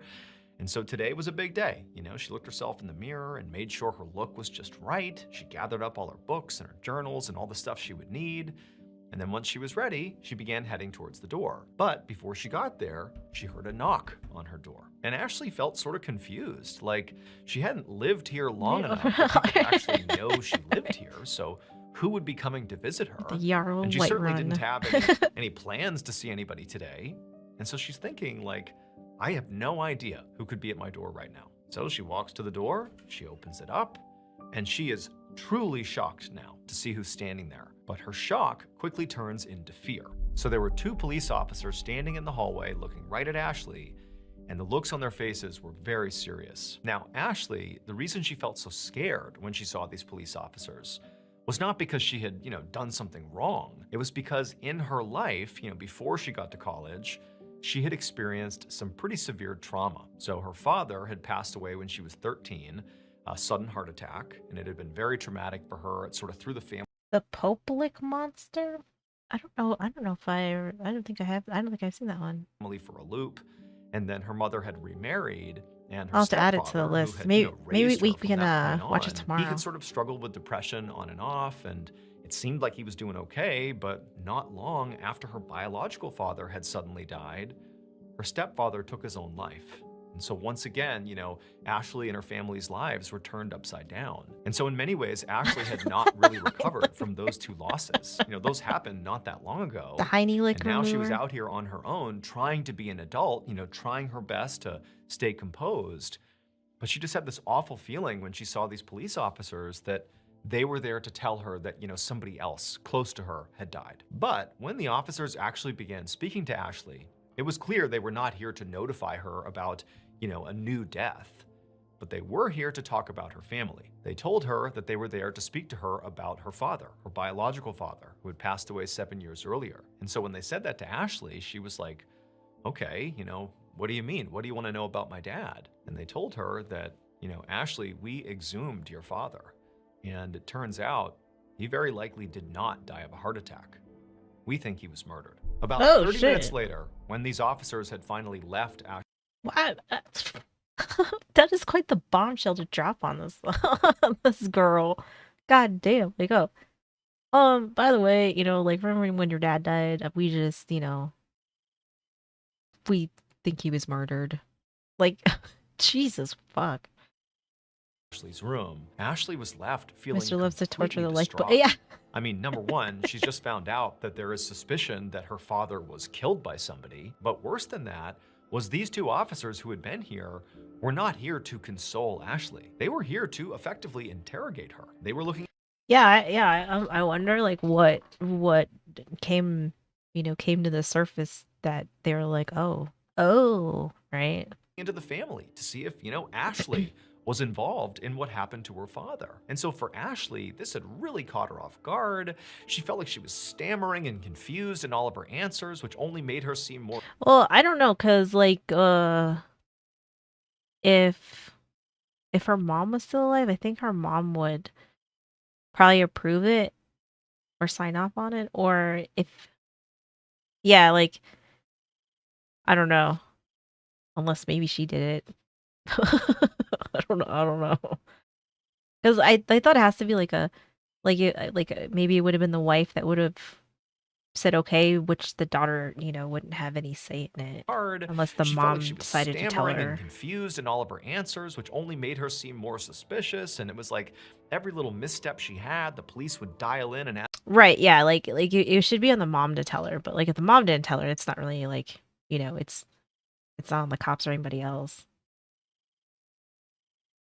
Oh yeah, that's what I was thinking too. That the DA can approve it without family approval in some cases. Yeah, that did cross my mind too. Of like, I'm sure there's got to be like some circumstances too that you can kind of bypass the family. Ask even more pointed questions. And by the end of it, she was just sobbing and telling them, like, I didn't do this. I didn't hurt my dad. I have no idea who would do that. And so eventually, the police had gotten up and left. But they told Ashley they were going to be in touch, and then they were gone. And so Ashley's just left there in her room, wondering what she's supposed to do now. She thought about, you know, sucking it up and just going to class, but she's thinking, like, how can I possibly focus on class right now when I've just learned what I've learned and had this horrible experience with the police? And so Ashley ended up calling her mother, and her mother was obviously very upset when she picked up, even before Ashley said anything.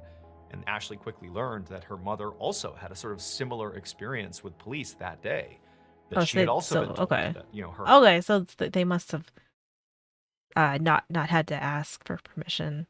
Husband apparently had been killed, and they were now investigating her to see if maybe she had something to do with it. And so the two women just sort of cried on the phone, and they began saying, like, I just don't understand. Like, who would want to hurt him? It just doesn't make any sense. Like, they've got to be wrong. Like, none of this makes any sense. And so eventually, Ashley's mother, whose name was Stacy, just told her daughter to come home, forget about classes. We can deal with that stuff later. Just come home, be with your family. Ashley agreed that was the most reasonable thing to do here. And so she grabbed her stuff, she left the dorm, hopped in her car, and she drove the hour back to her mom's place. And when she gets there and she goes inside, the first person she sees is actually her younger sister, Bree, who was 16 years old. And Bree's eyes were red. She obviously had been crying. And, you know, in the first couple of seconds they spoke, it was clear that Bree, too, had had a sort of rough interaction with police as well that day. And so it's like the whole family has been thrust into this chaotic moment that none of them can make any sense of. On the one hand, it's like, who would want to hurt dad? But on the other, it's like, did this really happen? Is this a mistake? Like, why did they exhume his body in the first place? Like, what's going on here? There was just so much unknown. And so that afternoon, Ashley, her sister Bree, and their mom just retreated to their mother's kitchen. And there they mostly cried together and just sort of talked through this horrible situation. But eventually, later in the day, when the tears had sort of stopped flowing and reality had set in, that this was now a very complicated situation, if nothing else. I mean, basically, they were all under investigation for the potential murder of their father. If they were all innocent though, like this has got to be stressful. like this has got to be like such a weird situation to be in. Like let's just say like they are innocent. Like this has got to be like such a stressful, like weird predicament that you ended up in. I mean, basically they were all under investigation for the potential murder of their father/husband, and they sort of didn't know what was going to happen next. But there was a lot of stress around, the next couple of days. They didn't know. And so under all this stress, Stacy, the mom, was like, you know what? I'm getting a drink. Do any of you guys want a drink? And Bree was only 16 and she declined. But Ashley said, sure. She was 20, not 21 yet, but she was drinking. Close enough. And so she said, yep, I'll take a drink. And so Stacy mixed some drinks for her and Ashley, as well as a non-alcoholic drink for Bree. And so for the rest of the night, the girls just sat in the kitchen having their drinks and trying hard not to let this horrible situation totally wreck them. The next morning, when Ashley woke up inside of her mother's house, she found she was really hungover. Now, she obviously had had some drinks the night before with her mom and her sister, but she was thinking to herself, like, the level of hungover she was feeling felt disproportionate. Like, she was really hungover despite a relatively... Oh, did her mom, like, drug her? Like, what the... Like... I mean, that sounds like you got drugged. Small amount of alcohol. But Ashley was wondering if maybe part of the reason she felt so bad was not just a hangover. Maybe it was like this emotional fallout from this horrible thing that happened the day before. And so Ashley, she's laying in bed feeling so bad, and she's just convincing herself that I just need to get up, I need to go to my classes, I need to sort of treat the day like a normal day and sort of get my life back together. Yeah, but she's home, so her mom took her kidney? Oh, God. That's not good. And be ready to potentially deal with police or, whatever else is going to happen here. And so Ashley sort of wills herself out of bed. Yeah, she might be a Black Widow. She feels horrible, but nonetheless, she takes a shower, she gets herself together. God, then what? Is she gonna, try and kill her kids? Like, let's just say it is the mom, because this all sounds really weird.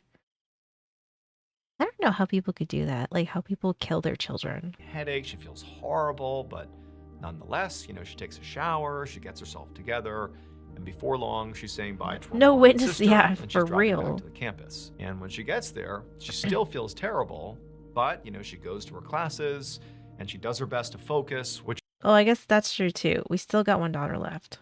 She is 16, so it's not like she wouldn't think about doing something bad, but I don't know. really turned out to be a gargantuan task, but she I don't did know. it. And then finally, at the end of the day, during her last class, Ashley began to sort of break out of this fog, this hangover fog that she was in, and she began sort of feeling normal again. And so by the time she left the lecture hall and was done for the day, she actually felt good enough that she hopped right back in her car and drove right back to her mother's house. And that night, again, just like the night before, she, her sister, and her mom just sat in the kitchen, just sort of having this cathartic moment together. I'm not trying to be mean, but their mom looks a little crazy. I don't know, just something about her eyes. She looks a little crazy. Her and her mom just sat in the kitchen, just sort of having this cathartic moment together, crying together, talking about their dad, sharing memories, sharing theories, and also having a few drinks. And again, Bree did not have any alcohol, but Ashley and her mother did. The next morning, when Ashley woke up, once again, her head was pounding. She was so hungover, way worse than the day before. Except when she opened her eyes and kind of looked around, that really was not the first thing that hit her. The first thing that hit her is, I don't know where I am.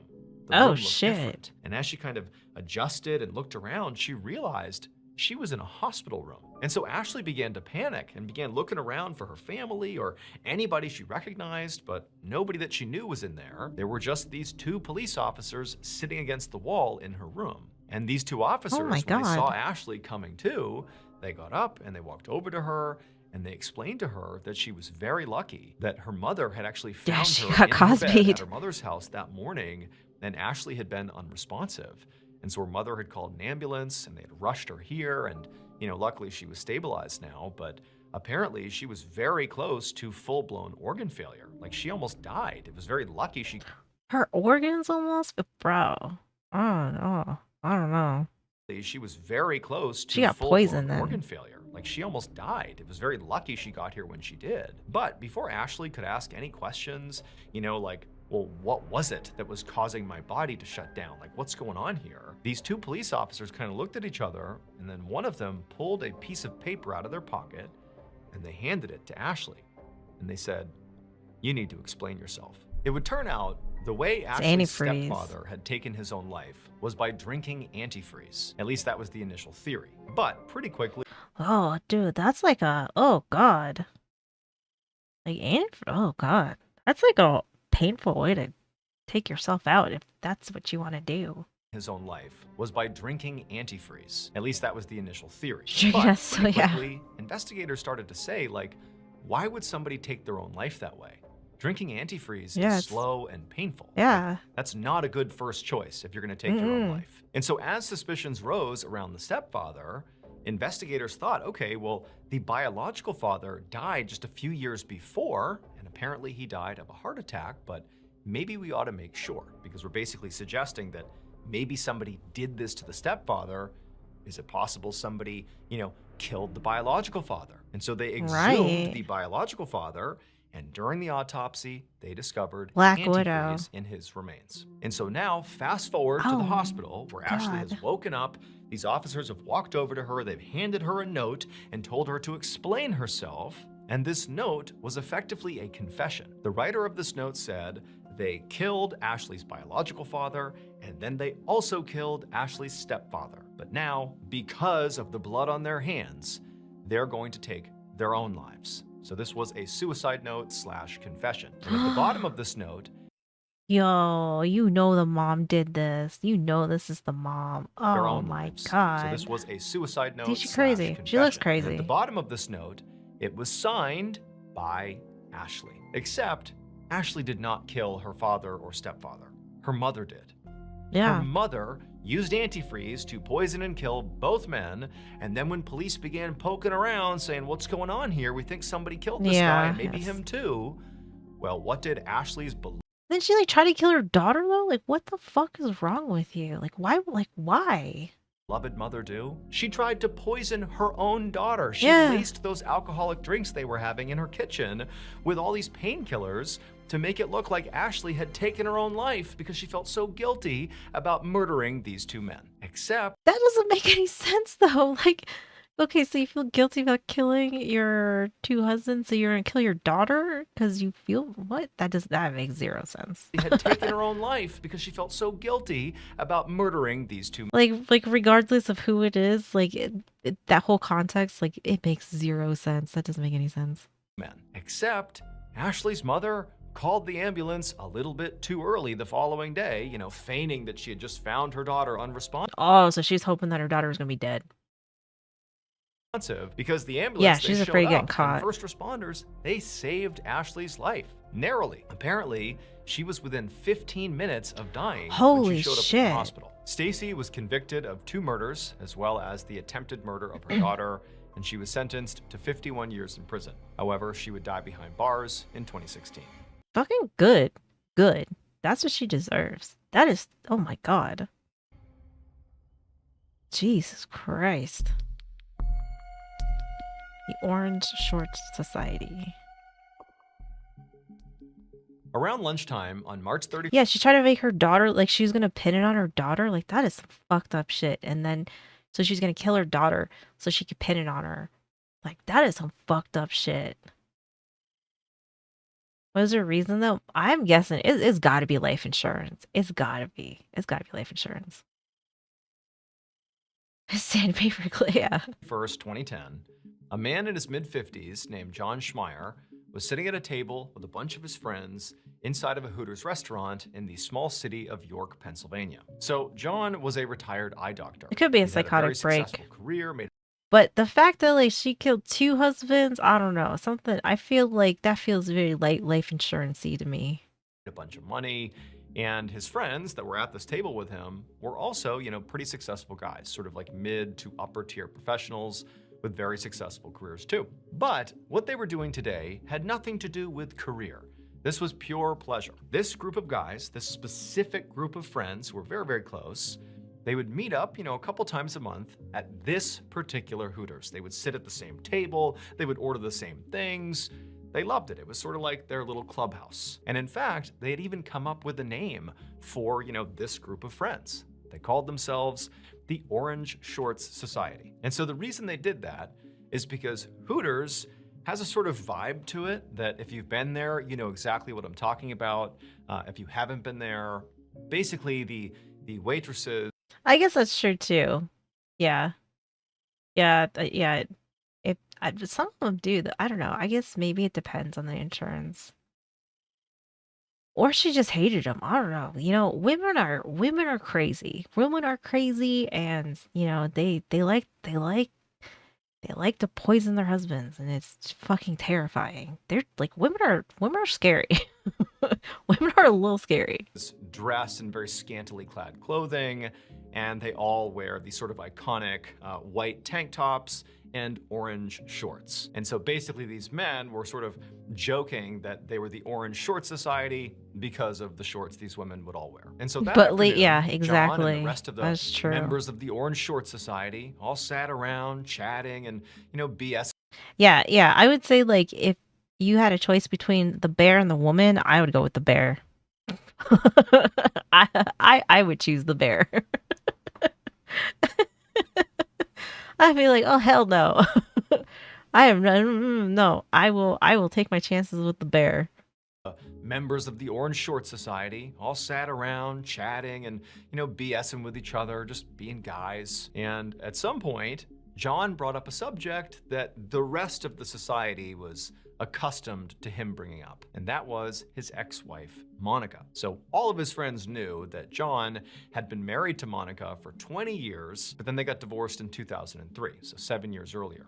But still, Monica was a thorn in John's side because he had to pay her alimony. And, you know, he understood that that comes with the territory of divorce. It is what it is. But Monica had made... You guys just have to like, you know, like not all women are crazy. Okay, like not all women are like maliciously crazy. You know, there's some good ones out there, but there's definitely a lot that are just, I don't know. Like I don't really have like a lot of female friends. I have two.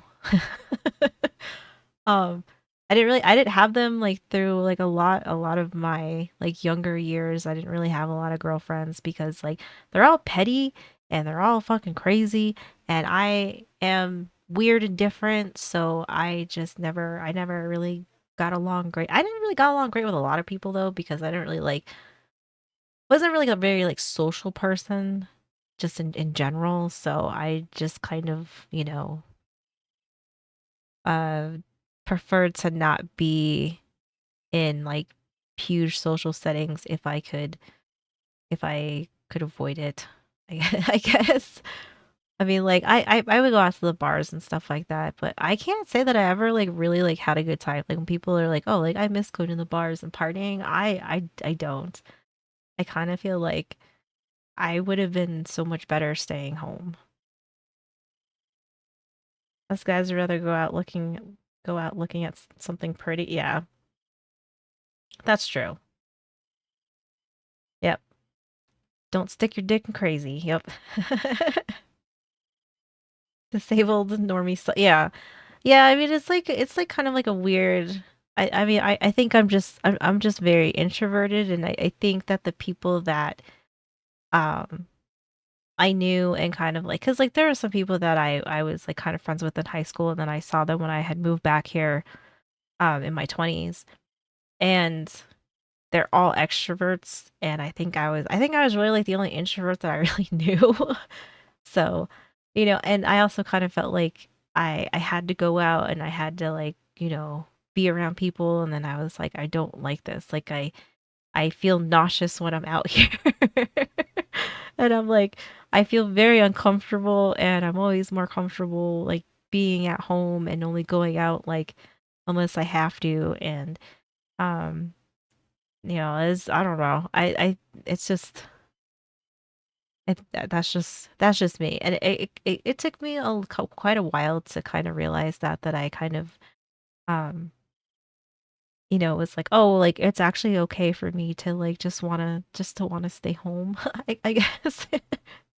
That comes with the territory of divorce. It is what it is. But Monica had made the way John paid her the alimony really cumbersome. And John was That is convinced, true. as he Keeps would you out of tell his trouble. buddies in the Orange Short Society, that it was totally intentional. that she had made it cumbersome. She wanted it to be hard. She didn't like John, and she was punishing him. And so what Monica did is she made John literally each week take cash out of an ATM, put it in an envelope, and then physically drive it to her house and drop it off. She would. Oh shit. Okay. Goddamn. You're better dealing with most people because of it, like less stress in situations, etc. Yeah, I mean, like, I definitely don't I don't hate going out into the world. I had a great day today. You know, like I had a great day. We went shopping. We walked around outside. It was a nice day out. Like that's great. You know, do I have to do that every single day? Absolutely not. You know, it's like having like a little balance. You know, like get out of the house here and there, but it's definitely not something that I feel like I have to be out doing something constantly. You know, like that. I am not about that life. Dump truck to the driveway. Right. Not accept payment any other way. And the reason she was able to do that is because she claimed she did not have a bank account and she couldn't be forced to make a bank account.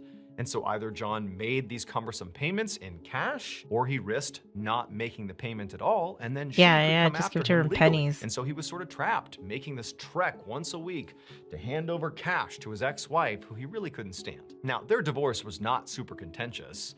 The two of them just sort of drifted apart. They stopped seeing eye to eye. And actually, Monica really didn't like the whole Orange Shorts Society thing. She thought it was totally. I bet she didn't. I bet she just fucking hated it. You know, because just add it to the list of everything else she hated about him, right? And actually, Monica really didn't like the whole Orange Shorts Society thing. She thought it was totally scummy and that John and his buddies. This is like a messy divorce so going far. To that restaurant and sort of making jokes about, you know, what these women are wearing and making that part of their identity, the Orange Shorts Society. She didn't like it. And so they just kind of drifted apart. That was all it was. But now it had become. It'd been like, no one cares.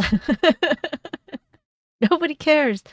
Let him go fucking enjoy spending time with his boys, all right? Society. Women can't have that, you know? They just can't have that. She didn't like it. And so they just kind of drifted apart. That was all it was. But now it had become this sort of bitter feud between the two of them. And so at the same time that John Watch a and guy his catch a buddies fish. in the Oh, Orange Shorts hell yeah, Society are nice. sitting in the restaurant and John is going on his tirade once again about Monica's alimony, simultaneously on the other side of town, police rushed to Monica's house. Minutes earlier, there had been a 911 call that came from Monica's house. For modern But when horror. the operator answered, there was no answer. And so by protocol, that's like a nice they had house, just though. sent first responders out to the house to see if whoever had called was okay. And so the police, they get. Oh, really? So if you tried to pay, but then there's no way to pay them, it would still count as a payment, like because it showed that like you try to make payment, but it's not like because it's not your end that's having the problem, right? It's because of the receiver.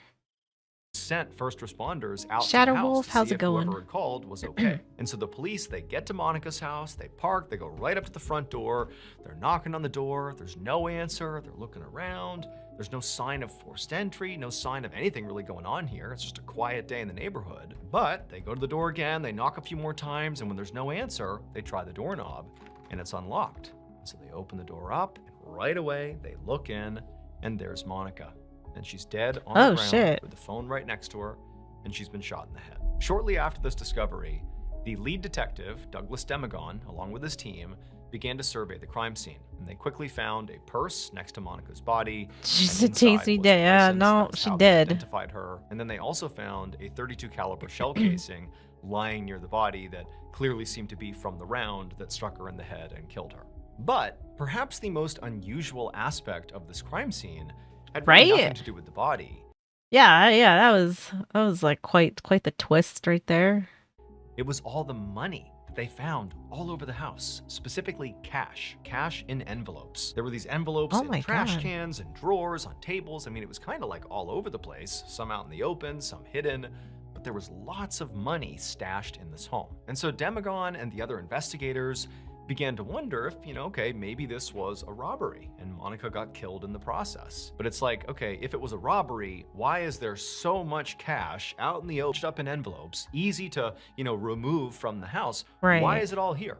It's almost That's like no weird. cash was taken, or certainly not very much was taken, and also other valuables are still in place. You know, it didn't have the feel of somebody ransacking the house. It just sort of felt like It somebody is came less in common. here and killed Monica. Detective Demagon and his team searched the whole house, and they couldn't find any sign of forced entry. So basically, whoever came in here and did this either, just walked in because a door or window was unlocked, or maybe Monica let them in, maybe she knew who they were, or they had a key. Detective Demagon asked the forensics team to begin sweeping the house for DNA to see if maybe they could find something that could show them who had been here lately. And so while that team got started, Demagon continued to walk around the house, and he eventually found a Rolodex, which is basically like a big book full of I phone listen to numbers him and when I go to addresses. sleep. And as the detective was flipping through that book, that was how he discovered haven't had that any weird Monica dreams, though. had an ex-husband, John Schmeier.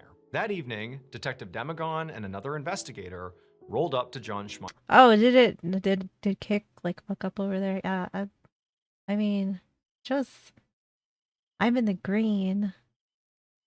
Schmeier's house. They walked up to the front door and they knocked, and then a moment later, the door opened, and John was standing there looking very surprised. So in homicide Behind the cases, yeah. generally speaking, the spouse or ex-spouse is always I think suspect a lot of number like some one. older And people so did even though that. Demagon didn't really have any evidence linking John to the crime, he did have the fact that this was her ex-spouse, and so therefore, he is suspicious. Before John could ask any Right. questions, Demagon and his partner introduced themselves and said they'd like to come in and speak to John. So John said, okay, come on in. So they walked inside. They Oh, sat did down, it? Did and it once for they you? were seated, It does say I have like some drop frames. Maybe I buffered for a second.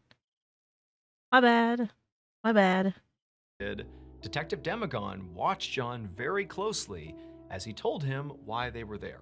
Basically, your ex-wife has been murdered, and we're here to talk to you about it. Detective Demagon wanted to see if John would have a big reaction or maybe a subdued reaction. Whatever reaction he might have could be telling to how involved he maybe was or wasn't in this case. When Demagon told John that Monica had been shot to death, John's reaction was huge.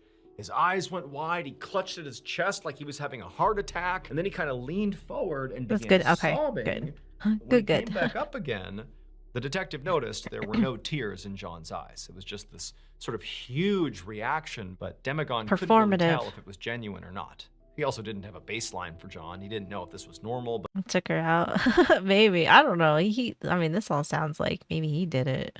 this seemed really dramatic, sick of her almost shit. like he might be acting. So instead of trying to console John, Demagon just asked point blank, where were you earlier this afternoon at the time of the shooting? And when he asked this, John, who still was sort of rocking back and forth and grabbing his chest and acting very upset, he suddenly stopped, put his hands by his side, and just said, oh, I was at Hooters with my friends. A few days later, Detective Demagon went to the Hooters, where John and his friends would always meet up, and he asked the manager to see the security footage from the previous Wednesday, the day of the shooting. So by this point, Demagon had actually already interviewed all of the friends who had been at the Hooters with John, the so-called Orange Shorts Society, and he had asked them all about John. Like, had he really been there? What was he doing? What was he saying? And they all said John absolutely was there the whole time. Like, there's no way he could have left and done anything to Monica. He was here with us. I promise you he was here. Now, they would admit to the detective that, John did speak disparagingly about Monica. He would talk about how mad he was about her alimony, and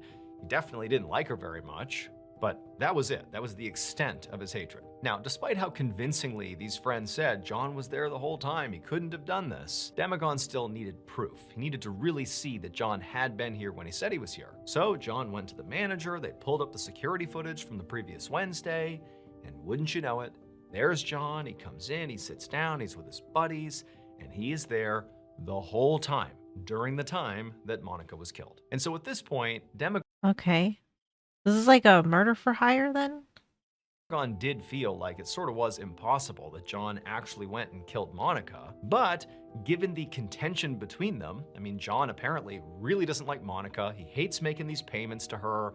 Like, there's obvious friction that comes up at these Orange Short Society meetings all the time. Maybe it was possible that John, who was pretty well off, had a bunch of money, maybe he hired somebody to do his dirty work for him. Maybe he hired a Right? Like, hitman. And so over yeah. the next week or so, Demagon and his team began exploring this hitman lead, and they found that John had been taking out a whole bunch of cash over the last several weeks, but it sort of lined up with how much cash he owed Monica in the form of alimony, and they knew he had to, per Monica's orders, deliver this alimony payment in cash to her in these envelopes, and they found all those envelopes of cash at Monica's house, and so it seemed like that was all he was doing, taking money out to give to Monica. And so John was basically Demagon's only suspect at this point, and there was basically no evidence against him. And so Demagon knew he really needed to look into other leads here, like the John lead kind of going nowhere. And so he and his team began looking into local gang. I don't know. I mean, I basically just like listen to true crime most of the time when I fall asleep. So I don't know. It doesn't really do anything to me. Activity and, crimes in the area. Could this have just been random or something completely unrelated? But after 3 months of looking for any connection anywhere in the area, there wasn't one, and the case kind of came to a stall. And so at this point, Demagon decided that the only thing he could do realistically was just kind of start over, go back to square one, and basically re-examine all the evidence all over again. And that included going back and looking at the security footage from the Hooters on that Wednesday when the Orange Short Society was there. And so Demagon, he sat down, he starts watching this tape over and over and over again. It's like the 1000th time he's looked at this grainy footage, and suddenly something stands out to him. Something he missed all the other times he looked. And as he replayed the footage over and over again, he realized he now knew almost certainly what happened to Monica. It would turn out the footage of the Orange Short Society meeting did hold the secret to Monica's murder. John Schmeier did not kill his ex-wife, nor did he hire a hitman to do it. He really had nothing to do with her death. The only thing he did do is, at these Orange Short Society meetups, he would talk openly about how he didn't really like Monica. In particular, he resented the fact that she was making him deliver all this cash to her to pay his alimony payments. It just felt totally... Was somebody having money troubles in this group? Or was somebody like about that bro's back? Totally cumbersome. But that meant John, on a regular basis, was telling these men in the Orange Short Society that Monica was flush with cash. He was giving her tons of cash every single week. This woman has so much cash at her house. And eventually, one of the Orange Short Society members, a man named Tim Jacoby, decided, you know what? I'm going to go to Monica's house and I'm going to take that cash. Demagon had been operating under the assumption that all the men who were present on that Wednesday meetup at Hooters, the Orange Short Society, that was the totality of the group. Those were all the members. But not everybody was there. Because the way the men talked about the group was they all meet up every single time. Same group, same seats, same restaurant. And so Demagon assumed, okay, then it's the same people. This is it. This is the totality of the group. Everybody is accounted for. But no, on the day of the murder, one regular member of the Orange Short Society was not present, Tim Jacoby. And that is the discrepancy that Demagon caught when he watched that footage for the 1000th time. He realized, wait a minute, there's another guy. I heard another guy's name, Tim Jacoby. He's not here. Police would later tie Tim to the crime scene with DNA evidence. They determined that Tim went to her house with the intention of robbing her, but when Monica fought back, he shot and killed her and then fled without taking any money. Tim was convicted of first-degree murder and sentenced to death. He is currently on death. He got sentenced to death, but like, look at some of the other shit that we watched and they didn't get the death penalty or life in prison. I mean, I'm glad that he, obviously, the outcome is fine, but... in Pennsylvania. God damn. What would you do if, like, that was, like, something that you thought was, like, kind of a friend? I don't know, that just seems kind of wild to me.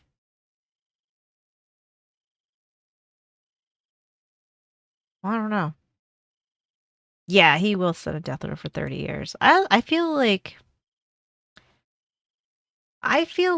if you are, this is not like every single person, but I feel like if you are caught like red-handed, 100% without a doubt, you are guilty. I think you should have 4 weeks and then they sign your death warrant. You get a month and, to get like all your shit straight, this and that, like whatever you got to do. And then after 4 weeks. They sign your death warrant. Introvert, and then it's like, oh, well, like such and such, finally got, got lethal injected today, but and they're like 78, and it's just like, Jesus fuck, okay. Do we have another blip? I'm sorry. I'm sorry.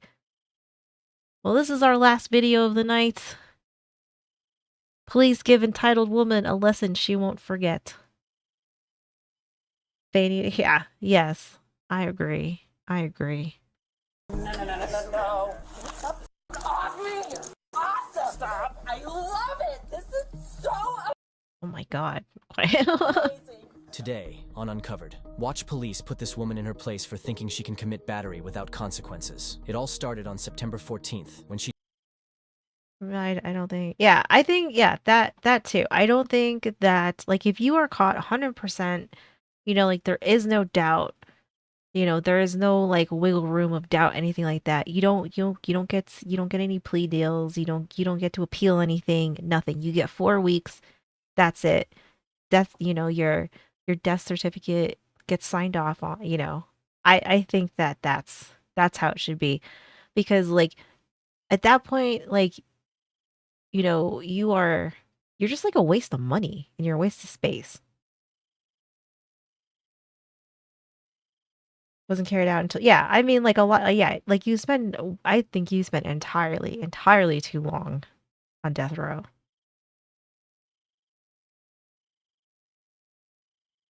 Everyone just wanting to buy. I'm very much a introvert. That is true too. Yes. Yeah. Yeah. I think like now we're asking, just to have laws be enforced, period, which seems crazy to want, right?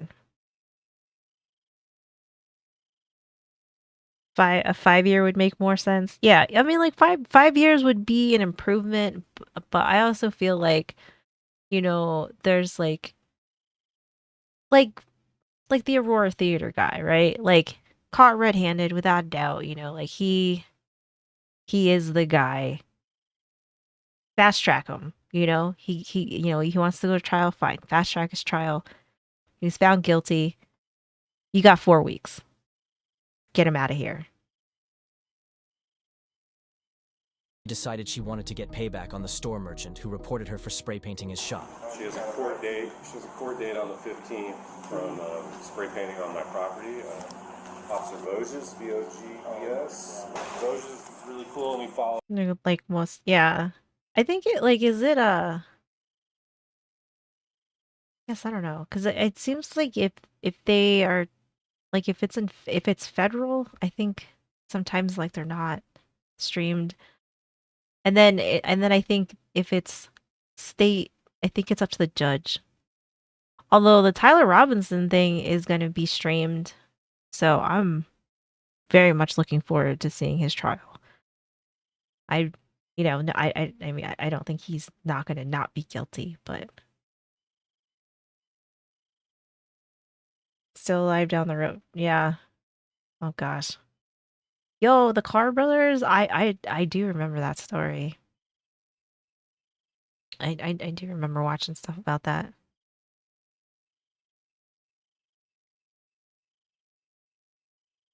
Required to occur out in the open and publicly in death penalty cases. Yeah. I mean, like, I get that, like, I think it has to be a unanimous vote for the death penalty, right? Like, that has to be one of the stipulations. I also feel like there's some things that should not be, like, there's some stuff that seems like total bullshit that becomes admissible in court when it should, like, totally pertain to it. But I don't know what you do about that. Up and he kind of got her to admit that she did this Seemingly, property damage. oh yeah, right? Yeah, like that's all weird too, right? Yeah, because like yeah, his boyfriend like disappeared, right? Yeah, I don't know. Yeah, that all seems like kind of weird too. You got a court date. He came by and told me right after he dealt with her. I was basically right at that entryway there when I saw her approaching me, and I just walked by her because I was like, Yeah, I think well, Japan, I think it's like 2 weeks. I think if you get the death sentence in Japan, I think you get like I think it's like 2 weeks, and then they hang you. There was like there's one I don't was it the governor like mayor somebody they were saying that if like they're pushing for Tyler Robinson to get the firing squad because Utah just passed that or they like reenacted or whatever, and he said that it should be like it should be streamed or it should be broadcasted, and I was like I 100% agree.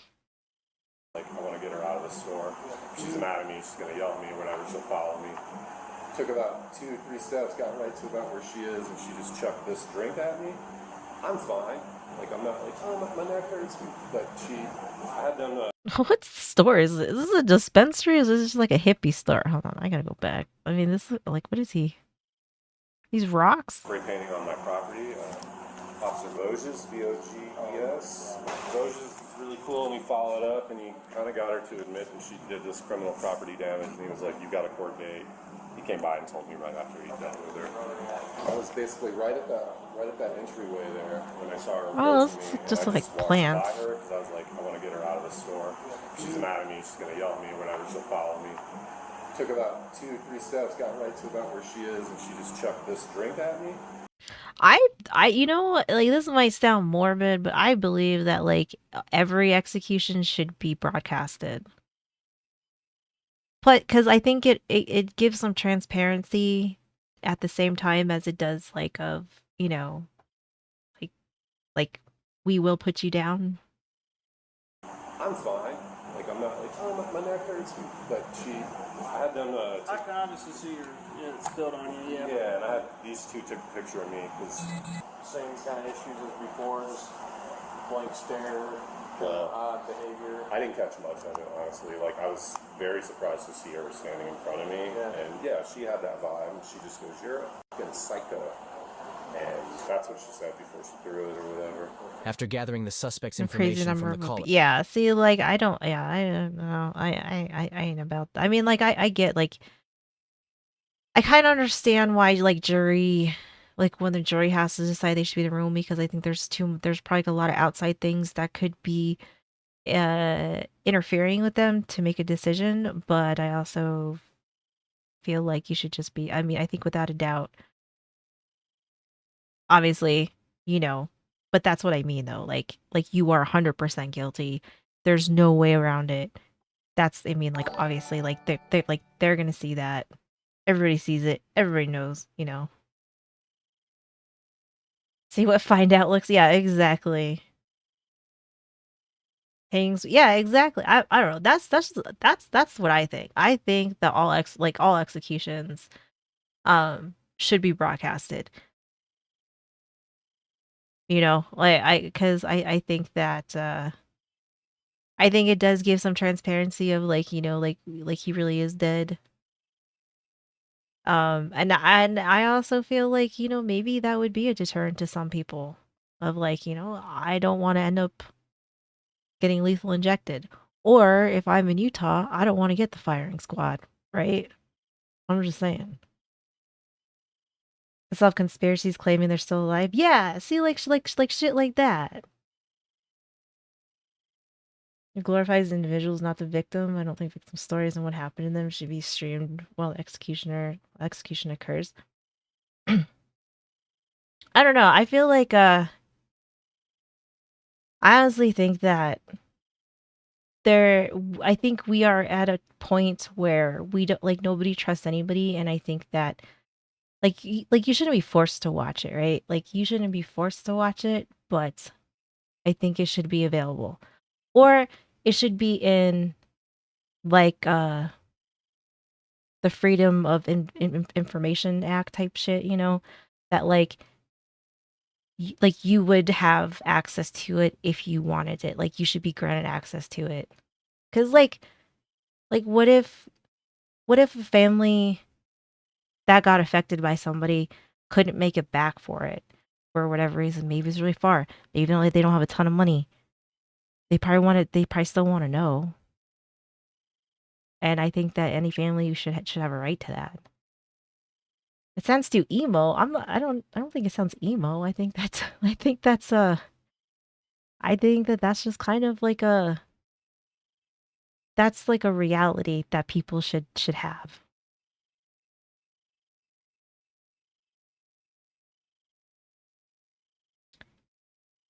Chapter conspiracy when we saw that shit. Yeah. Yeah, I was gonna say like I don't think it's not really it's not a glorifying thing. It's like it's showing that like it's like it's showing consequences. Because like how many times have we seen stuff like the Aurora Theater shooter guy, right? Like he went through his trial, he got the death penalty. You don't hear shit about him anymore. There's some people that probably don't even know like who the fuck he is anymore. You know what I mean? So it's like maybe we have to like make it clear that like if you do these heinous things, you're going to be put down, and if people want to see it, they should be able to. But that's just me.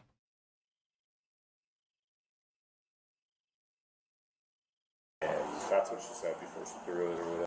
Well, I mean, yeah, I don't think it should be sensationalized. Like I think it just should be just a, you know, like it should just be an optional thing, right? Like I don't think you should like make people watch it, but like you know, I don't think you should force people to watch it. If they don't want to watch it, they don't want to watch it, right? But I do think that it should be broadcasted. After gathering the suspect's information from the caller, police visit 2 potential addresses she's listed under her name. The first one seemed to be Daniel, completely thank you for the fake, super as the chat. resident living there had Have a good night. I hope you feel better. Heal up, man. Take it easy. Too many people these days think fuck around has no find out. Yeah, that is true. That is true too. no idea who the suspect was. No. Police have already come by for Janice before. Every once in a while, he's basically just sitting in prison. Yeah. Wow. And then did he not get the death penalty? I thought he did. Well, let me see.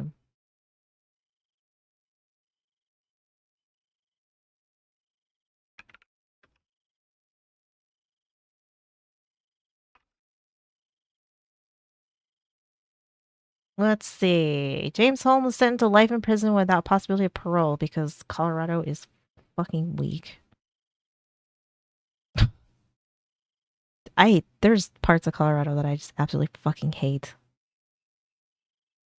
Yeah, so he gets to spend the rest of his life. He gets to live out the rest of his life in fucking jail, like for being just an absolute piece of shit. Go figure. Good night, SCP. Have a good night. Thanks for hanging out.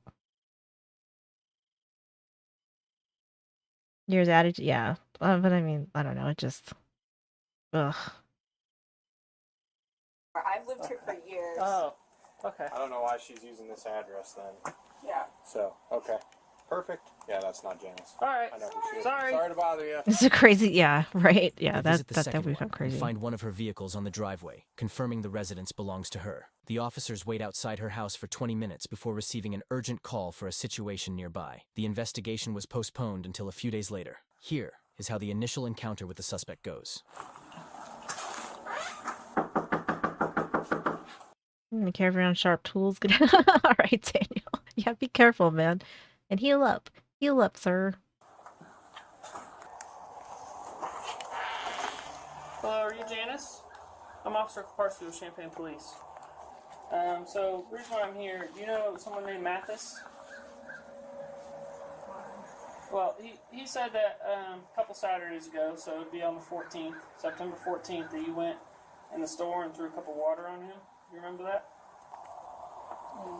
Why are you guys here about that? I'm just here to talk to you. Damn, why are her sweatpants up so high? God damn. Why are you guys here about that? I'm just here to talk to you about it. Because this is a normal matter that police typically handle. This is. People Yep. have liquids. So you did pour the water, or throw the water on him that day? I'm sure he is. Okay. Alright. Well, go ahead and step out here. Okay. Thank you. We're going to be placing you under arrest. No. Okay, stop. No. Stop. Something's fishy. I don't know. Man, them things are hiked up.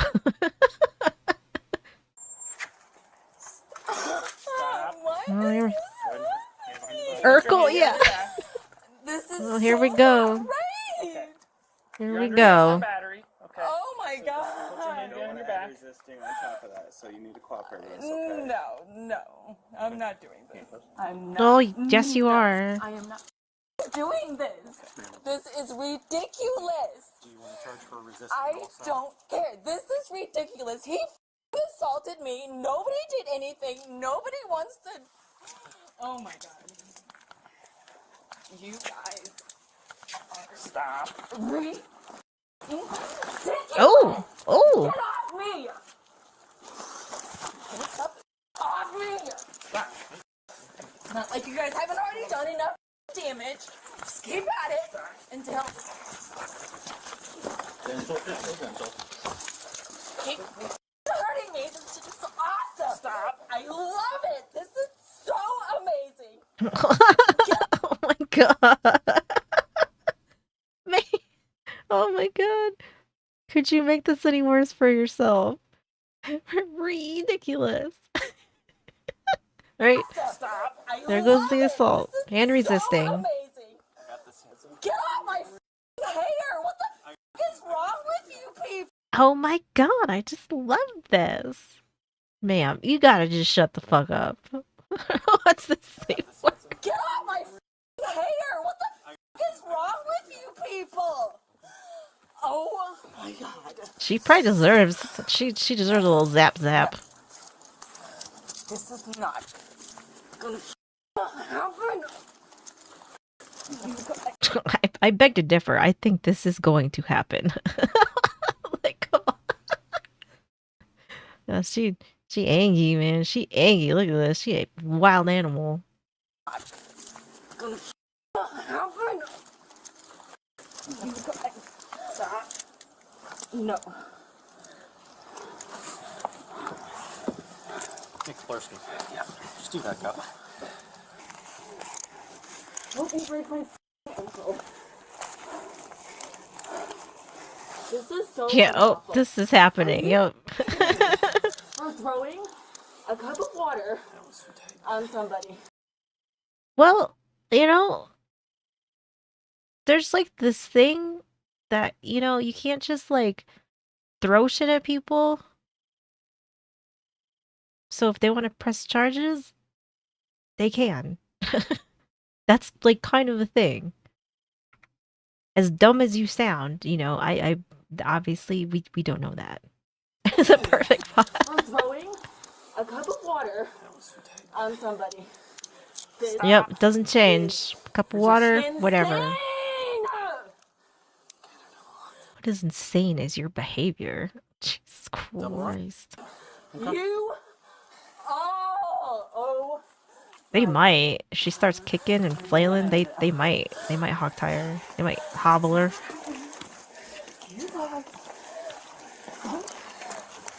Just wait until I get these cuffs off me and I get let out. Like shut the fuck up and get in the car. Shut up and get in the car. Yep, sack of shamer.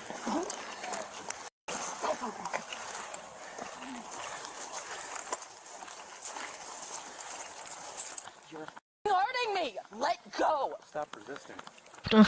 For throwing a cup of water. And kneeing me in the groin?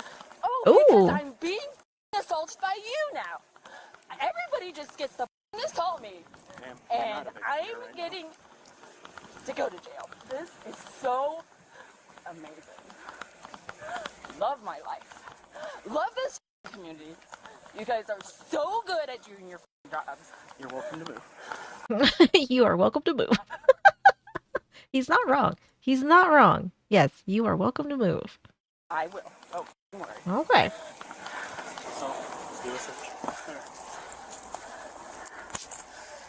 You know bro is out in his garage. Oh, look at him. Look, he's dusting his fucking garage light just so he can see. This would be me. This would be me. I am him. I am him.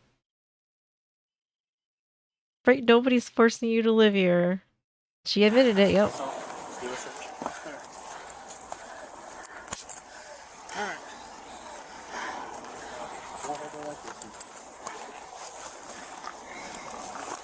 Okay, I'm just searching you. Okay. So just cooperate.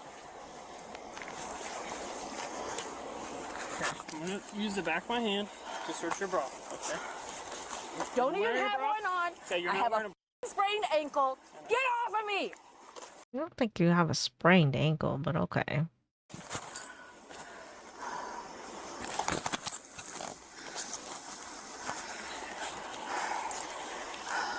You good? Yes. Why is this happening? Why is this? I'm just part of the HOA. I am president of the HOA, so my ass ain't going nowhere. happening? You're gonna break my wrist. Okay, your wrist is fine. No, it's not. How can you feel what my wrist feels like? What's my crime? What's my crime? What's my crime? Yep. Go ahead and chase me again. Yep. Can you feel what my wrist feels like? Nobody gives a shit. You're fine. You're fine. You flailing around like this, you're fine. Do you have that capability? Because that would be amazing. Oh my god, I'd punch this bitch right in the face. I hate that tone. True, yes. We can make a pit stop to the hospital. You want to take a seat? Yeah, put your feet in. Put your feet in. Can't move my ankles. Sprain my ankle. Do you guys take everyone who pour water on people to jail? Do you always sound this fucking stupid? Ma'am, just fucking shut up. Like, your best move right now is to just stop talking. Do you guys take everyone who pour water on people to jail? Can I have the statistics of that? It's battery. No, it's not. Can I have... Don't act like you're a math Asian. Everybody here knows you are not a math Asian, okay? Like, look at you. Look at the way you're acting. You are not them. Yes, we do. The suspect is placed into the police cruiser as a sergeant is informed about the situation. They wait for him to arrive so he can conduct an investigation regarding the officer's use of force and the suspect's side of the story. While talking to her, however, she refuses to cooperate in any manner whatsoever. There's a fucking surprise. Yeah, doesn't matter. You're gonna do whatever the you're gonna do. Nothing that I say or do, none of it matters. None of it makes sense. So just go about your business You are going to be going Is this Champaign, Illinois? Is that where this is? to jail today, but I just want to make sure we get you taken care of with everything we need to at the hospital. touch me. Stop touching me. Stop touching me. Touching me. I don't want anybody to fucking touch me anymore.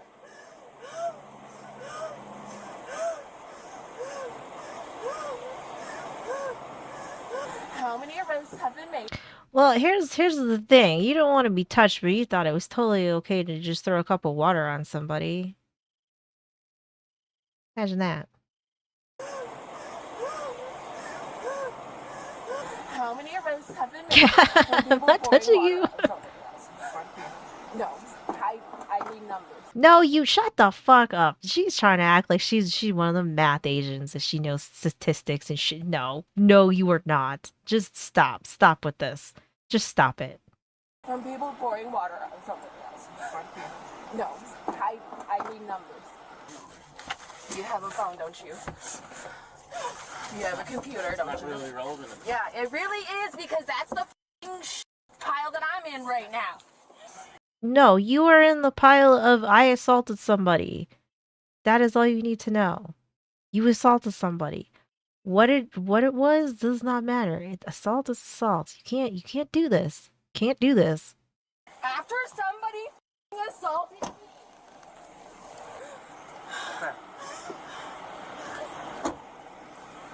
The only other thing is securing her residence. It's currently unlocked.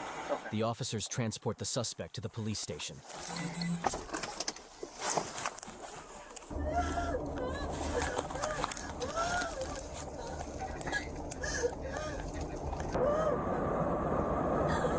Oh yeah, that's true. Yeah, yeah. They might drop the assault on the guy in the store, but not the officer. Oh, she ugly crying back there.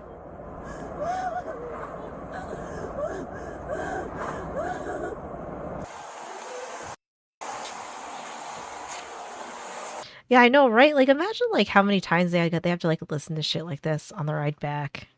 I would lose my fucking mind. I would lose it.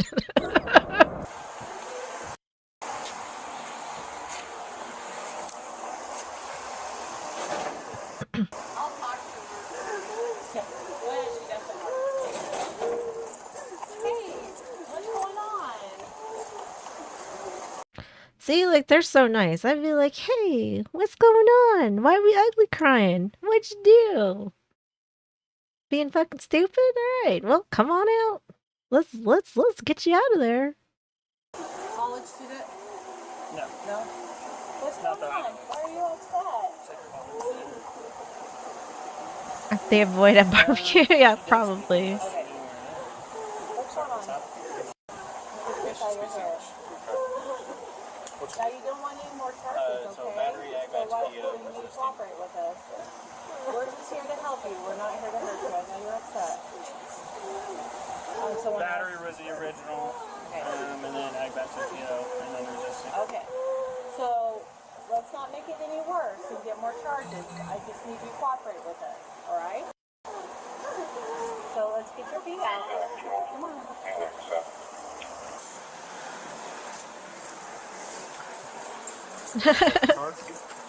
Yo, that's a banger. The suspect was charged with battery, resisting arrest, and assault on an officer, on top of the vandalism charges she had yet to go to court for. Oh yeah, I forgot. She did have yeah, she's like spray painting shit all over the guy's store too. So she vandalized the store, threw water on him, and then she kneed a cop in the nuts. If you enjoyed this video, make Nice. Real nice, like get the fuck out of here. Get her out of here.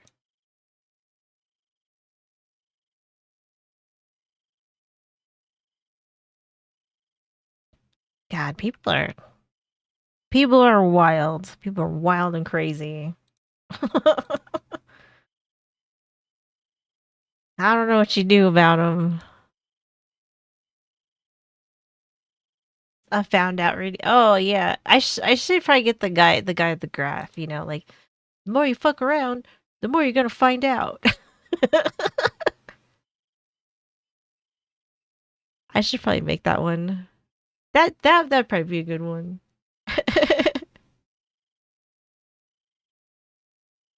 I should probably do that one too. I need to like redo some of my redeems anyways, because some are pretty old. I've had them for a while.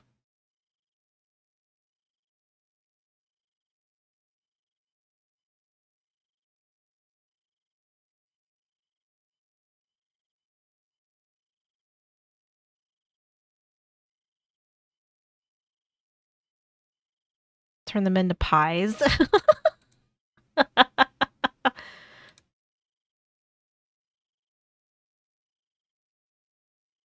I mean, at least, something would be. At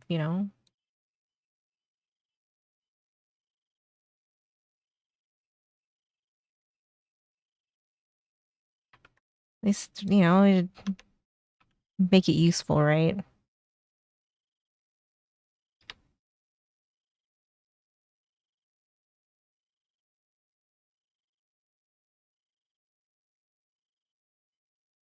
It is a mummy capybara. Yes, yes it is. Yeah, they just came out with I guess their Halloweeny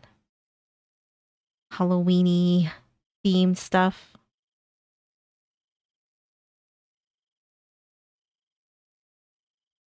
They have I like this one. Like this one has his little costume. This one's pretty cute.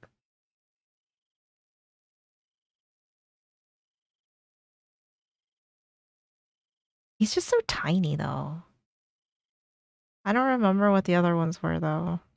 I know there are other one. Wait, did this one have? Oh yeah, this one. This one's cute. Like a little ghost.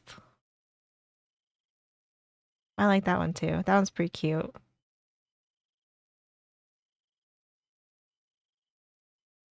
Here I feel, yeah, that is true. True. You're not wrong.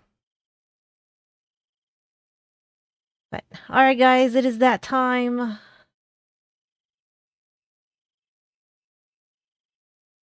I'm getting off a little bit earlier tonight because I don't know, I'm like wore the fuck out. I don't know. I was outside too long. I am tired though. But thank you for hanging out. I appreciate you guys being here. And I will see you guys tomorrow night. So have a good night, good morning, whatever it is for you. And yeah, I will see you all tomorrow. Take care.